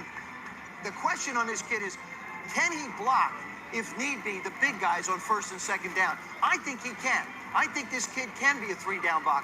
I compare him a lot to Napoleon Kaufman with the Oakland Raiders. Not quite as big as Kaufman. But I still think he has that ability. Well, that's one name we could hear. Running back, we mentioned 12 and 16. Maybe, Mel, we can look at the running back. Well, I think we haven't had one yet. Well, Chris, I think we have to see what Tampa Bay about Eric Rhett. You know, he's coming up last year of his contract. They want to restructure things. Eric Rhett's there. Warrick Dunn blends in very well. You can get him and flank him out as a wide receiver. He's got tremendous hands. Corey Dillon's a 222-pounder, real strong kid. Antoine Smith, we know about his productivity this year at Houston. Warrick Dunn's really a wild card because he does so many things well.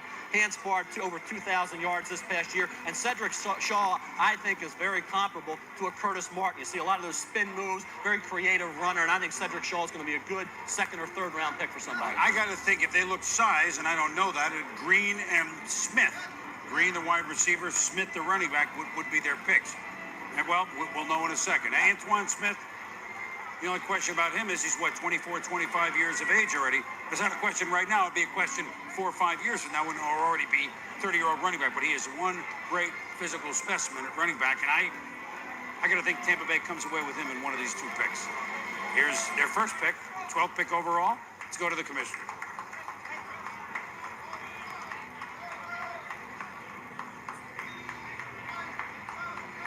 Hey, Tampa Bay, the Bucs are going to shine. Turning things around with Tony Dungy. They're on their way, I believe. With the 12th pick in the first round, Tampa Bay selects Warrick Dunn, running back, Florida State. Well, Joe, they obviously feel the he's Houston Oilers are now on the clock. Well, I think Andrea put it very well, Chris. What you're looking at, you look at potential in some people. You know, you got potential in Teal Green and a little bit of production. He's been nicked a lot, hasn't played a lot of football at the college level. But when Warrick Dunn, I mean, Bobby Bowden took this young man under his wing, who had a very difficult time losing his mom, who was a police officer. And really, this kid has seen hard times, hard-working, wonderful young man, a perfect kind of a character individual for Tony Dungy, but also a terrific opportunity for somebody to get the football to for Trent Dilfer. And that's what Tony wants to do. He wants to surround his quarterback with people who can make plays. Is this not a questionable, but because let's face it, Warrick Dunn's one of our favorite players in the draft. There's no question about that. There are little guys that can block. I mean, Emmitt Smith's a little bit bigger than Warrick Dunn. He's an excellent blocker. Walter Payton could block. He's smaller than that, but do you have questions there? No, I think this is a great pick for Tampa Bay. They need weapons. They need all-purpose creativity. And I think you're talking about a guy who can catch the ball like a wide receiver, Chris, down the field. What he's not is a return man. He only had 4 kickoff returns as a true freshman, nothing the rest of his career. And he can expand his game a little bit and be a return man. He can add to his value a little bit. Having Rhett, having Allstott, now you can feature in a guy who you can flank out. You give defensive coordinators a headache trying to prepare for this offense, especially knowing that you have to have the 16th pick coming up. I think, Joe, a word you mentioned is production.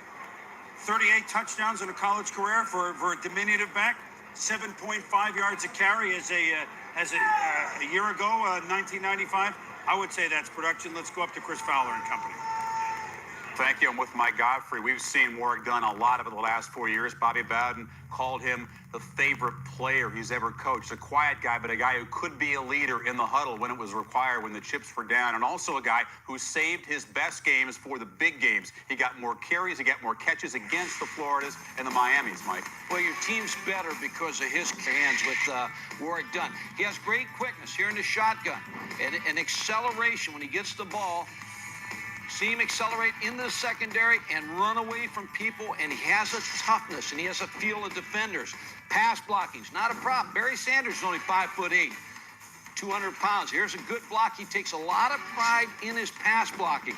Here's the hidden value. A running back that can go downfield and make catches downfield. He has soft hands, Chris. I think this is a great football player that I've followed for the years here at ESPN, and I think it's a great choice by Tampa Bay. You made the comparison to Barry Sanders, but he was a lot heavier, let's be fair, than Warwick Dunn is coming out of college at less than 180 pounds. But you say an every down back, he can block the pass rush if he has to? He's an every down back, and let's go back to the Super Bowl when Desmond Howard was the most valuable player in the Super Bowl returning kicks. Warwick Dunn can return kicks for you also. You got a package here. This Tampa Bay is going to be very happy with him. We'll see if Tony Dungy is happy. He's with Andrea Kramer down at the Buccaneer headquarters. Andrea? That's right, Chris. It's the main guy that we care matters if he likes Warwick Dunn, and no question, he is a Dungy guy. Why Warwick Dunn? Well, as you mentioned, we need points, and this guy probably can put points on the board as well as anybody we felt in the draft, and we're excited about the different ways we'll be able to use him, get him the ball, and give our offense some big plays. What are the different ways you can use him? Because one would think it might be just as a third down back.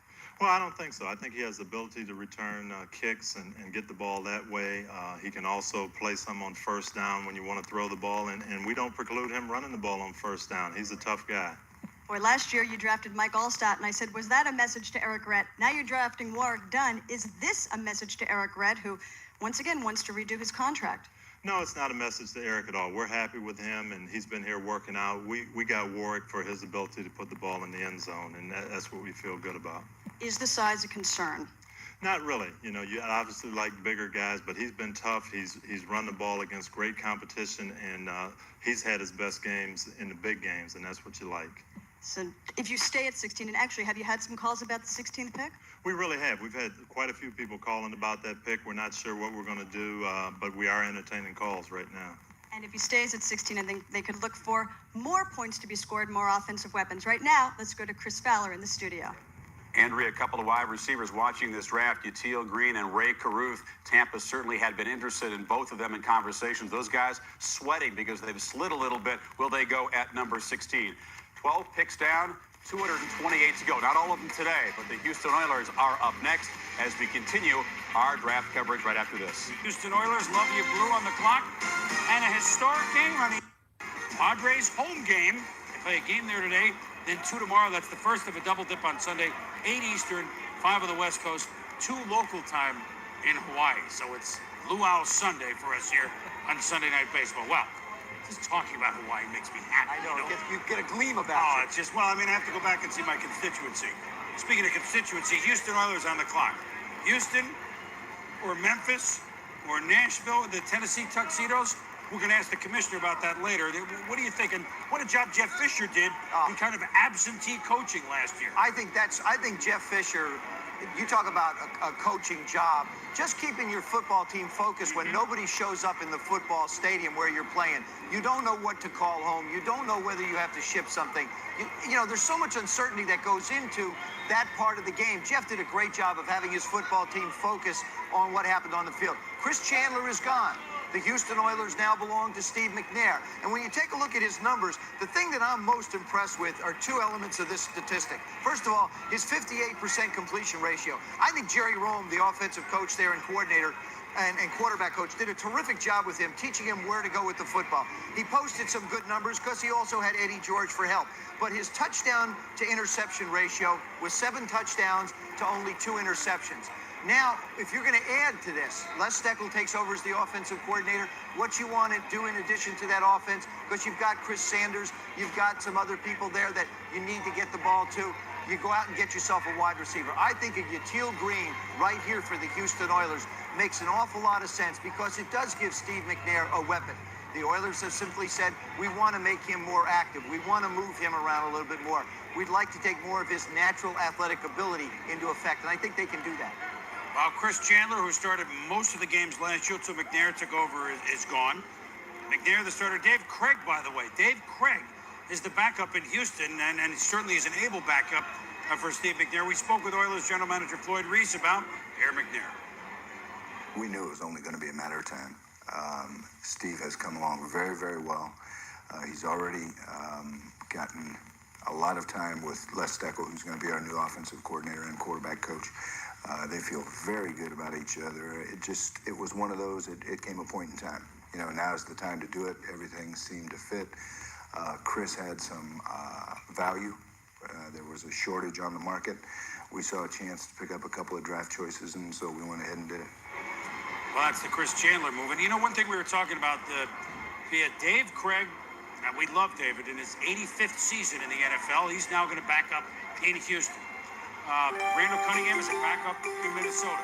Warren Moon is a backup with now the Seattle Seahawks. Boomer Esiason in Cincinnati. Right. Like these moves? I love these moves. I think that what coaches realize is if you get a starter hurt, for example, and you're faced with a 3-game situation where you have to play somebody, you want somebody who can go in and win football games for you, not be a stopgap. And that's exactly what they've done, Chris. They've gotten people who can go out and win games for them. Good veterans, good moves by the coaches. And of course, David Craig has outlasted his college now by how many years? Milton College gone, 5 and or then David 6, is still yeah. chugging along. Well, it's still chugging along in Dallas. There's our Chris Myers. Getting antsy down there yet, Chris? Well, they're working the war room in Dallas, closer in Texas. In Houston, Chris, we're keeping an eye on what the Oilers are doing. The reason they're using up so much of the clock is they were very disappointed when Michael Booker was drafted by the Atlanta Falcons. That's the corner they wanted. Also, Tom Knight. They thought that either one of them would be there at 13. They're both gone. They want a corner. They have only 2 legitimate cornerbacks on their roster. As you see, the corners that have been chosen, the run on the corners in this first round, they don't believe there is a corner value at 13, so they're trying to trade out of that position and still pick up a corner, or they could possibly go Ray Caruth, wide receiver, or Rudd at linebacker. That is the debate at this point. We'll keep an eye on things in Dallas. Now for more on Houston, let's go back to Chris Berman in New York. So the Oilers have to reshuffle. It's their job. That's what they do. Oilers. Receiver, I mean, they get value, Mel. Well, they do with Yatiel Green or Ray Caruth. And I think the interesting thing here is the talk's got to be Tony Gonzalez. Does Kansas City still get him, Joe, at 18, or does somebody trade ahead of Kansas City? He slid down just a little bit. But certainly Chris Sanders, the wide receiver, opposite Sanders, you had Willie Davis. He struggled a little bit with consistency. I think a wide receiver for McNair to work in with Sanders, I think, would be a plus. Dwayne Rudd, a linebacker's dropped down a little bit because I think people really don't know how to fit him into their scheme. And of course, Houston did sign Lonnie Martz in free agency.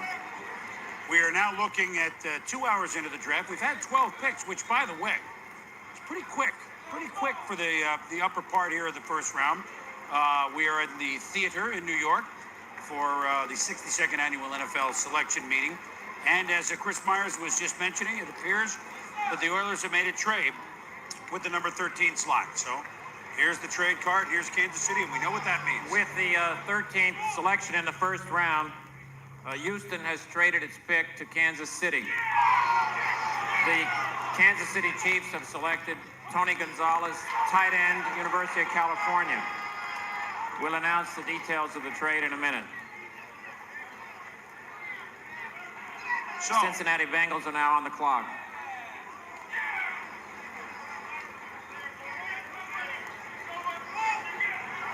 All right, we will get to Tony Gonzalez's pick, and Kansas City kind of telegraphed it and said that that's what they would do. And they did it. They went up and they got their tight end, Tony Gonzalez, one of maybe 3 California players in the first round, at least 2 that could be chosen. But we're going to a little bit of new technology here with our draft coverage. 18 years, you got to improve on something. Now with our Sprint video conferencing, we welcome in Joe Bugle, the Raiders. Good morning, Joe. Good morning, Boomer. How are you? All right. There was all sorts of talk that you guys were wheeling, dealing, etc. But you happy with where you ended up? Oh, extremely happy. And we listen to everybody. You know, I mean, we gather a lot of information, but we're very, very pleased with our pick. And, you know, Raider philosophy, you dominate on defense. That's the most critical thing, and we felt we got a dominating player in Darrell Russell. Well, did Darrell Russell, now do you put him outside? I mean, is Chester McLaughlin still a factor? Obviously, he's a factor. I mean, you line them all up on the defensive line. Can Russell go either in or out, Joe? Yeah, Russell in college played both defensive tackle and defensive end, Boomer, and he's a highly impact football player, and we certainly felt that he was the best football player in the draft. And we put ourselves in a great position at the number 2 pick, and we certainly feel very, very proud that we had a chance to pick Darrell. You got Jeff George playing quarterback for you this year. He's had mixed success where he's been. Why will he be different as a Raider for you? Environment, Boomer, the environment. You know, you put a young man, a great football player in a Raider environment, they have a tendency to do a real, real good job. So, yeah, we certainly have high expectations of Jeff George. In fact, we already went through our first draft with Terry McDaniel, Jeff George, and Desmond Howard. Do you think that there's always pressure on being a head coach? You've been it before with Arizona, you know about it.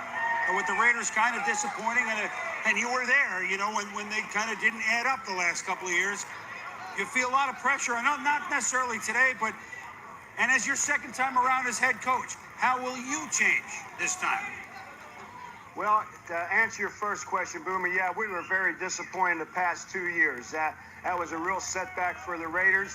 I feel I have the best football job in the National Football League, being the head football coach of the Raiders. Al Davis and our organization go out and get you the best football players so you have a chance to win. And our whole philosophy here is to win championships. And great players and great teams just don't win, they punish. And we got punishing football players, and we added a few more to our litter. Well, you punished them when you coached the Hogs in Washington, and you helped Joe become a great player. Obviously, even Joe sitting here will agree with that. I give Hughes all the credit. Yeah, right? And hey, Boomer, ask Joey T about 1983, about great defenses. You know, I mean, walking off the field, I think I walked off the field with Joey T and John Riggins, and they both looked at me and said, maybe it's time to retire. Because that crushing Raider defense. Only one of us did. Well, you're still punishing now. I know that punishing tone is still there. Good. Thanks a lot, Joe. We'll talk to you later. Great, Boomer. Thank you. Always a pleasure visiting with you. Here's the pick. Let's go up to the commissioner. With the 14th pick in the first round, Cincinnati Bengals select Raynard Wilson, linebacker from Florida State. The Miami Dolphins are now on the clock. Wow, the Cincinnati Bengals. Now this, as far as sheer player, as far as a guy whose motor runs every play, some people, Mel and Joe, describe Raynard Wilson to me and some of my bird dogs as one of the, as maybe the hardest play-for-play player in the draft. Do you agree with that? Well, I think when you look at his motor, and I think Bill Parcells raved about Raynard Wilson, the kind of effort he gives you. Cincinnati with Dick LeBeau, they're going to be 3-4. How are they going to work Raynard Wilson into that mix? That's going to be the question here. Certainly a guy that played opposite Bull Ware and did a good job. I also think that you have to take a look at the great job that Bruce Koslet did with this football team. They were 7-2 through the latter part of the 9 games of last season. He really turned the corner for this football team. And I felt like Dave Shula really had it started in the right direction, and Bruce Koslet took it on. Now I think they're just going to build on. Like, again, you've got Jeff Blake and Boomer Esiason at the quarterback position. They know how good they are on offense. Defensively, they feel like with Big Daddy, now another defensive end, you're just starting to add that youth and that speed to a defense that can really make some plays for you. Well, here's a guy whose motor runs Wilson all the time. Let's go back to what the move the Kansas City Chiefs just made. Joe Bugle's team, the Raiders, last year traded up in the first round to get a tight end. Ricky Dudley needs to hold on to the ball a little bit better, but he's a great athlete. Speaking of great athlete, we go up to Chris Fowler and company. Tony Gonzalez, basketball player for Cal, football player for Cal. We really don't know how great a receiver he could be. I mean, he's maybe more athletic than even a Keith Jackson was coming out of college, and we know he's been a great productive tight end over the years. I know you mean Gonzalez, the great athlete, not anybody on our panel right here. Wait a minute, I resemble that. Guys, you were used to having players stock rise in March, but that's at the individual workouts with the NFL teams. It's not stock rising on the basketball court during the NCAA tournament, but that's what happened with Gonzalez. Here's a guy who came in, showed that he could play basketball, not as a football player, but as an agile two-sport athlete. Mike, let's start first on the football field. What he did for Steve Mariucci. Well, Chris, he's a fast and athletic tight end, and you watch his speed and athleticism as he gets down the field, makes the catch, and then avoids the tackle, and then picks up yardage. You see the athletic ability of Tony Gonzalez. Basketball player, Marty Schottenheimer went to the Cal Stanford game, was sitting in the stands, watched him play. You see his quickness, he changed of direction, his body position. You see a lot of things in the basketball game. As far as a tight end, you want somebody who can release and get up the field and run the corner routes deep down the field and then beat two deep coverage down the middle. And he's played in the West Coast offense, so he's ahead in that part of the game, and he's a good pick. You saw Ricky Dudley, of course, the tight end drafted a couple of years ago out of Ohio State. He also played basketball. Gonzalez, though, much more of a two-sport athlete, a much better basketball player than Dudley was. Now, Jaws, I know Schottenheimer's not concerned with that touch on the baseline jumper or the rebounding ability. How will he use Gonzalez to make his offense? Well, Marty probably has a good offseason program where they play basketball games, so they could probably use him in that regard also. But I spoke to Carl Peterson on Thursday, and he really wanted a tight end, and Tony Gonzalez was the guy that they really targeted. And not only does he really give you the ability to block, he's a fine blocker, but what really helps the West Coast offense is getting the football down the field. And when you look at the set right here, this will be Tony Gonzalez right here in a tight end situation, nickel passing. And what we're seeing predominant now in the NFL is a man under. All these people are man-to-man with everybody. As you can see, they're all single up, and they split the safeties to cover these areas of field. And that leaves the middle of the field wide open. Tony Gonzalez has the ability to beat a linebacker all day long and hit this area of the field. This coverage can be beaten. It's a predominant coverage. If you have a tight end like Tony Gonzalez, you can light up the scoreboard with points. Let's face it, other teams have tried to draft tight ends high. Ricky Dudley, obviously the jury out. Derek Brown, Johnny Mitchell have not been successes, but you think Gonzalez will be? Oh, absolutely. And Elvis Gervach, who worked with Brent Jones in Kansas City, not in Kansas City, but in San Francisco, is going to love a guy like this. He's a go-to receiver that can get you big yards after the catch. But after Gonzalez was taken, Raynard Wilson went to Cincinnati. He's part of, I think, Mike, the most dominating pair of bookend pass rushers that I've ever seen in college football, along with Peter Bulware, who went 10 spots higher than Wilson. But you actually like Raynard better, the guy they call Big Country. And don't forget Andre Wadsworth. He's coming back to Florida State. But I like Raynard Wilson just a little better than Peter Bulware because he's stronger. He's a leveraged player. He has great strength in his hands. He'll maul you. He's a 500-pound bench presser, and he plays the run real well. And he is a tough, ornery guy. There are a lot of stories. He wrestled an alligator out of a pond behind his mom's house when she was eating the fish in that pond. He's grabbed possums and scared teammates on the Florida State campus. Raynard Wilson, he has earned the name Big Country. He is a big, strong guy. Back to a big guy in New York, Chris Berman. I don't know if I've wrestled with alligators yet, though, or snatching possums, but Houston and Kansas City played a little possum, and let's clean up that trade for you. So, for Kansas City moving up 5 spots to get the selection, allow them to pick Tony Gonzalez. The Oilers get a 3 and a 6 out of the deal, and the two teams swap 4 with the Chiefs moving up a tad. But the Oilers get a couple of picks to drop down 5 spots. Now, Cincinnati Bengals, Tom, your hometown. Raynard Wilson, tough player, wrestling with alligators for the Bengals. Is it perfect or what? Looking for a guy like this. He's a dominant defensive end who you can use as a linebacker type.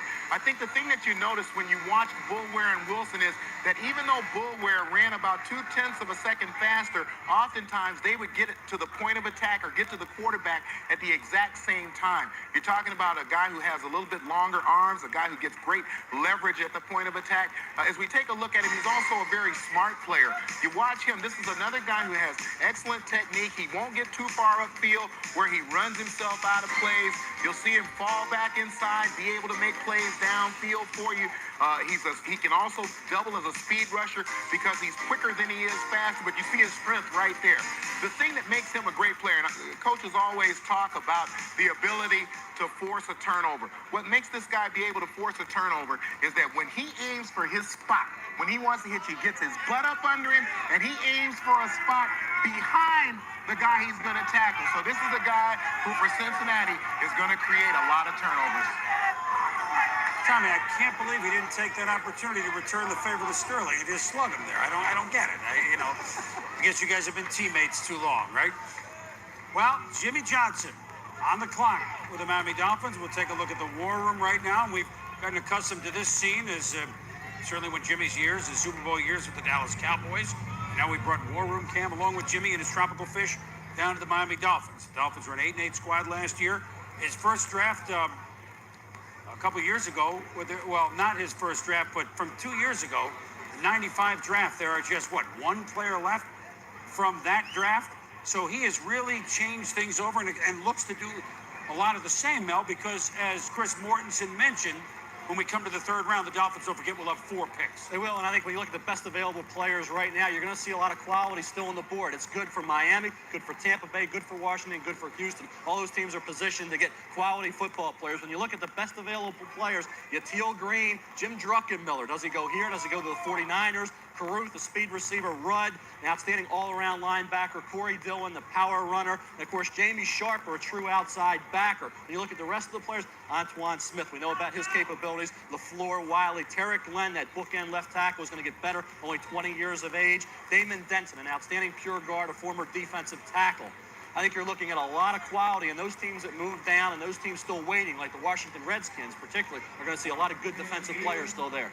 Well, certainly Jimmy Johnson worked the draft, and that's why the Dallas Cowboys won the 3 Super Bowls, 2 with Jimmy there, and of course the 1 with Switzer. He's working the draft now with the Dolphins.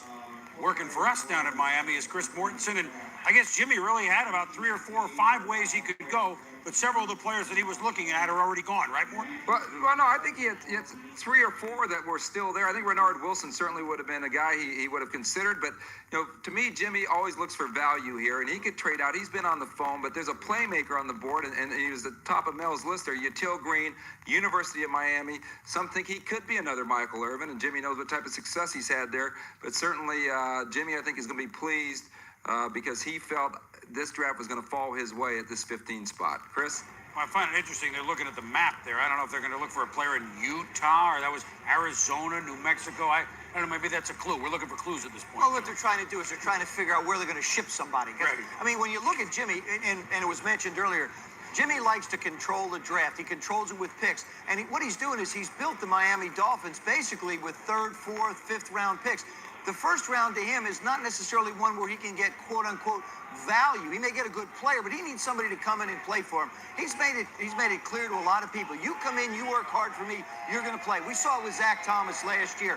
You don't have to be drafted high. All you have to do is show me you can get the job done. Again, this is sort of one of those situations where you hear the name Yatil Green again.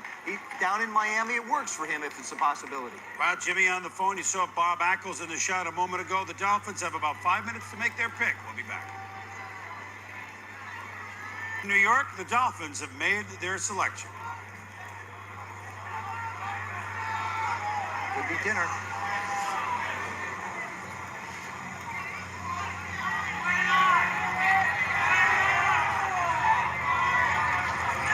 Well, we're going to give the commissioner another shot at it because it's certainly not his fault. We have what we call technical difficulties. We have our best men on it.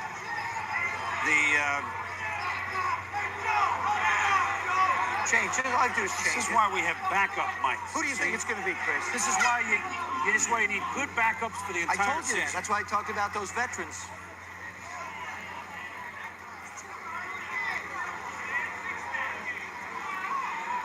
And maybe they're already negotiating the deal. Bob Ackles, Jimmy Johnson on the phone. It's very exciting. It's the most exciting microphone change that we've ever had here at the draft. 15th pick in the first round, Miami Dolphins select Yatil Green, wide receiver from the University of Miami.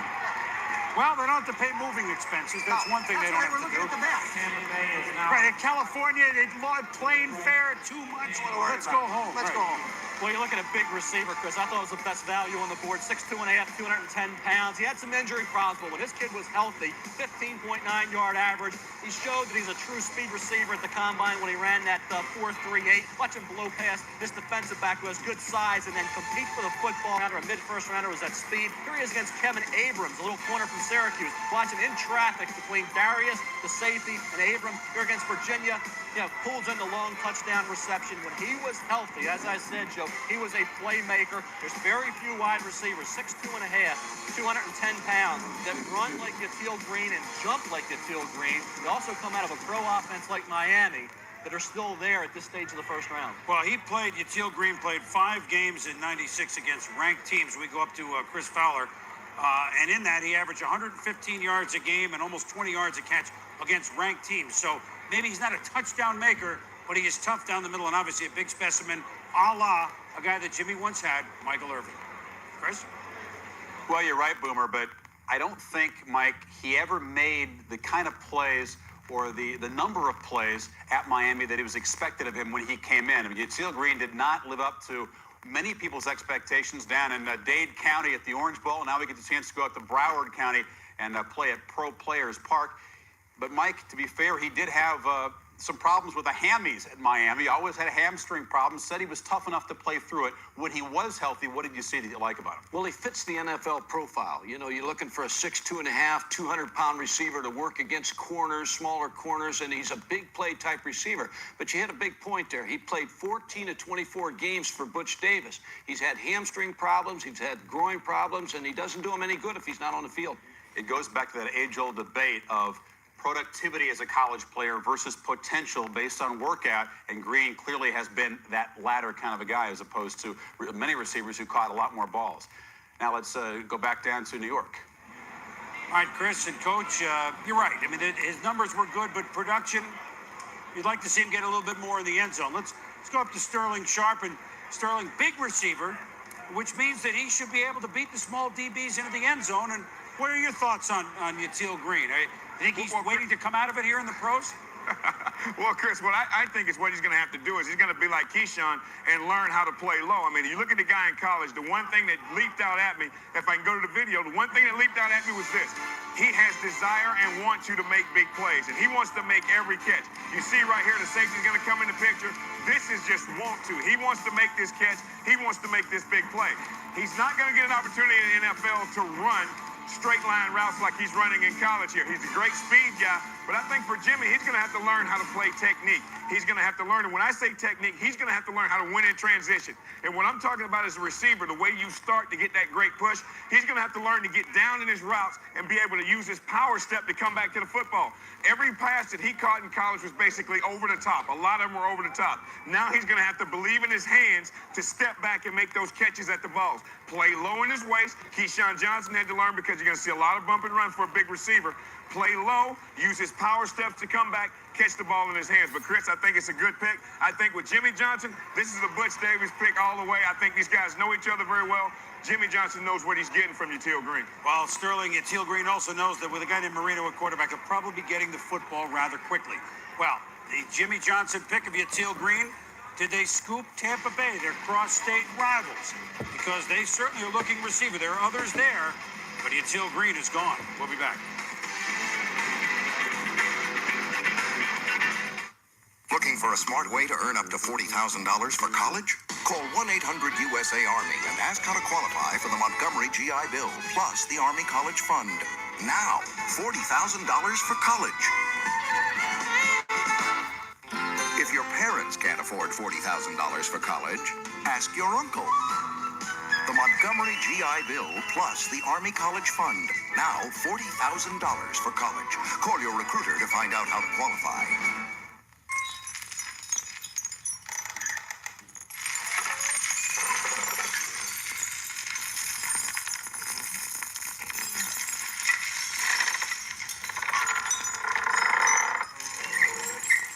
Still waiting for the perfect floor?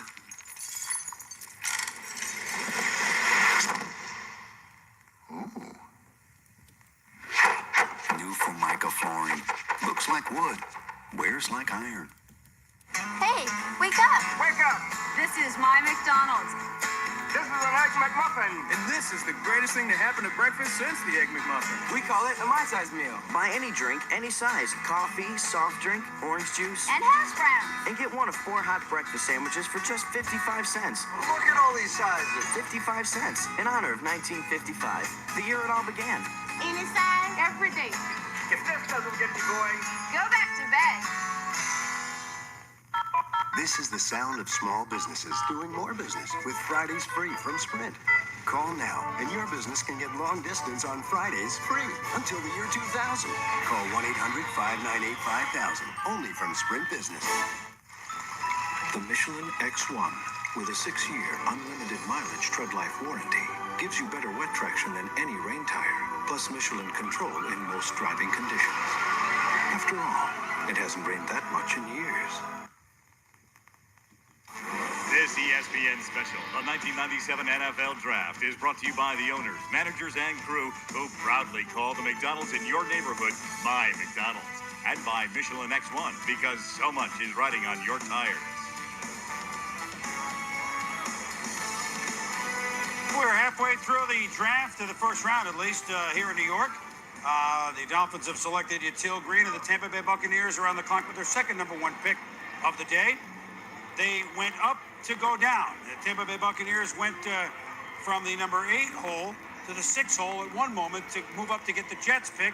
It cost them a 4th-round pick. However, from 6, they went down to 12 in a trade with the Seattle Seahawks. The Seahawks took Walter Jones.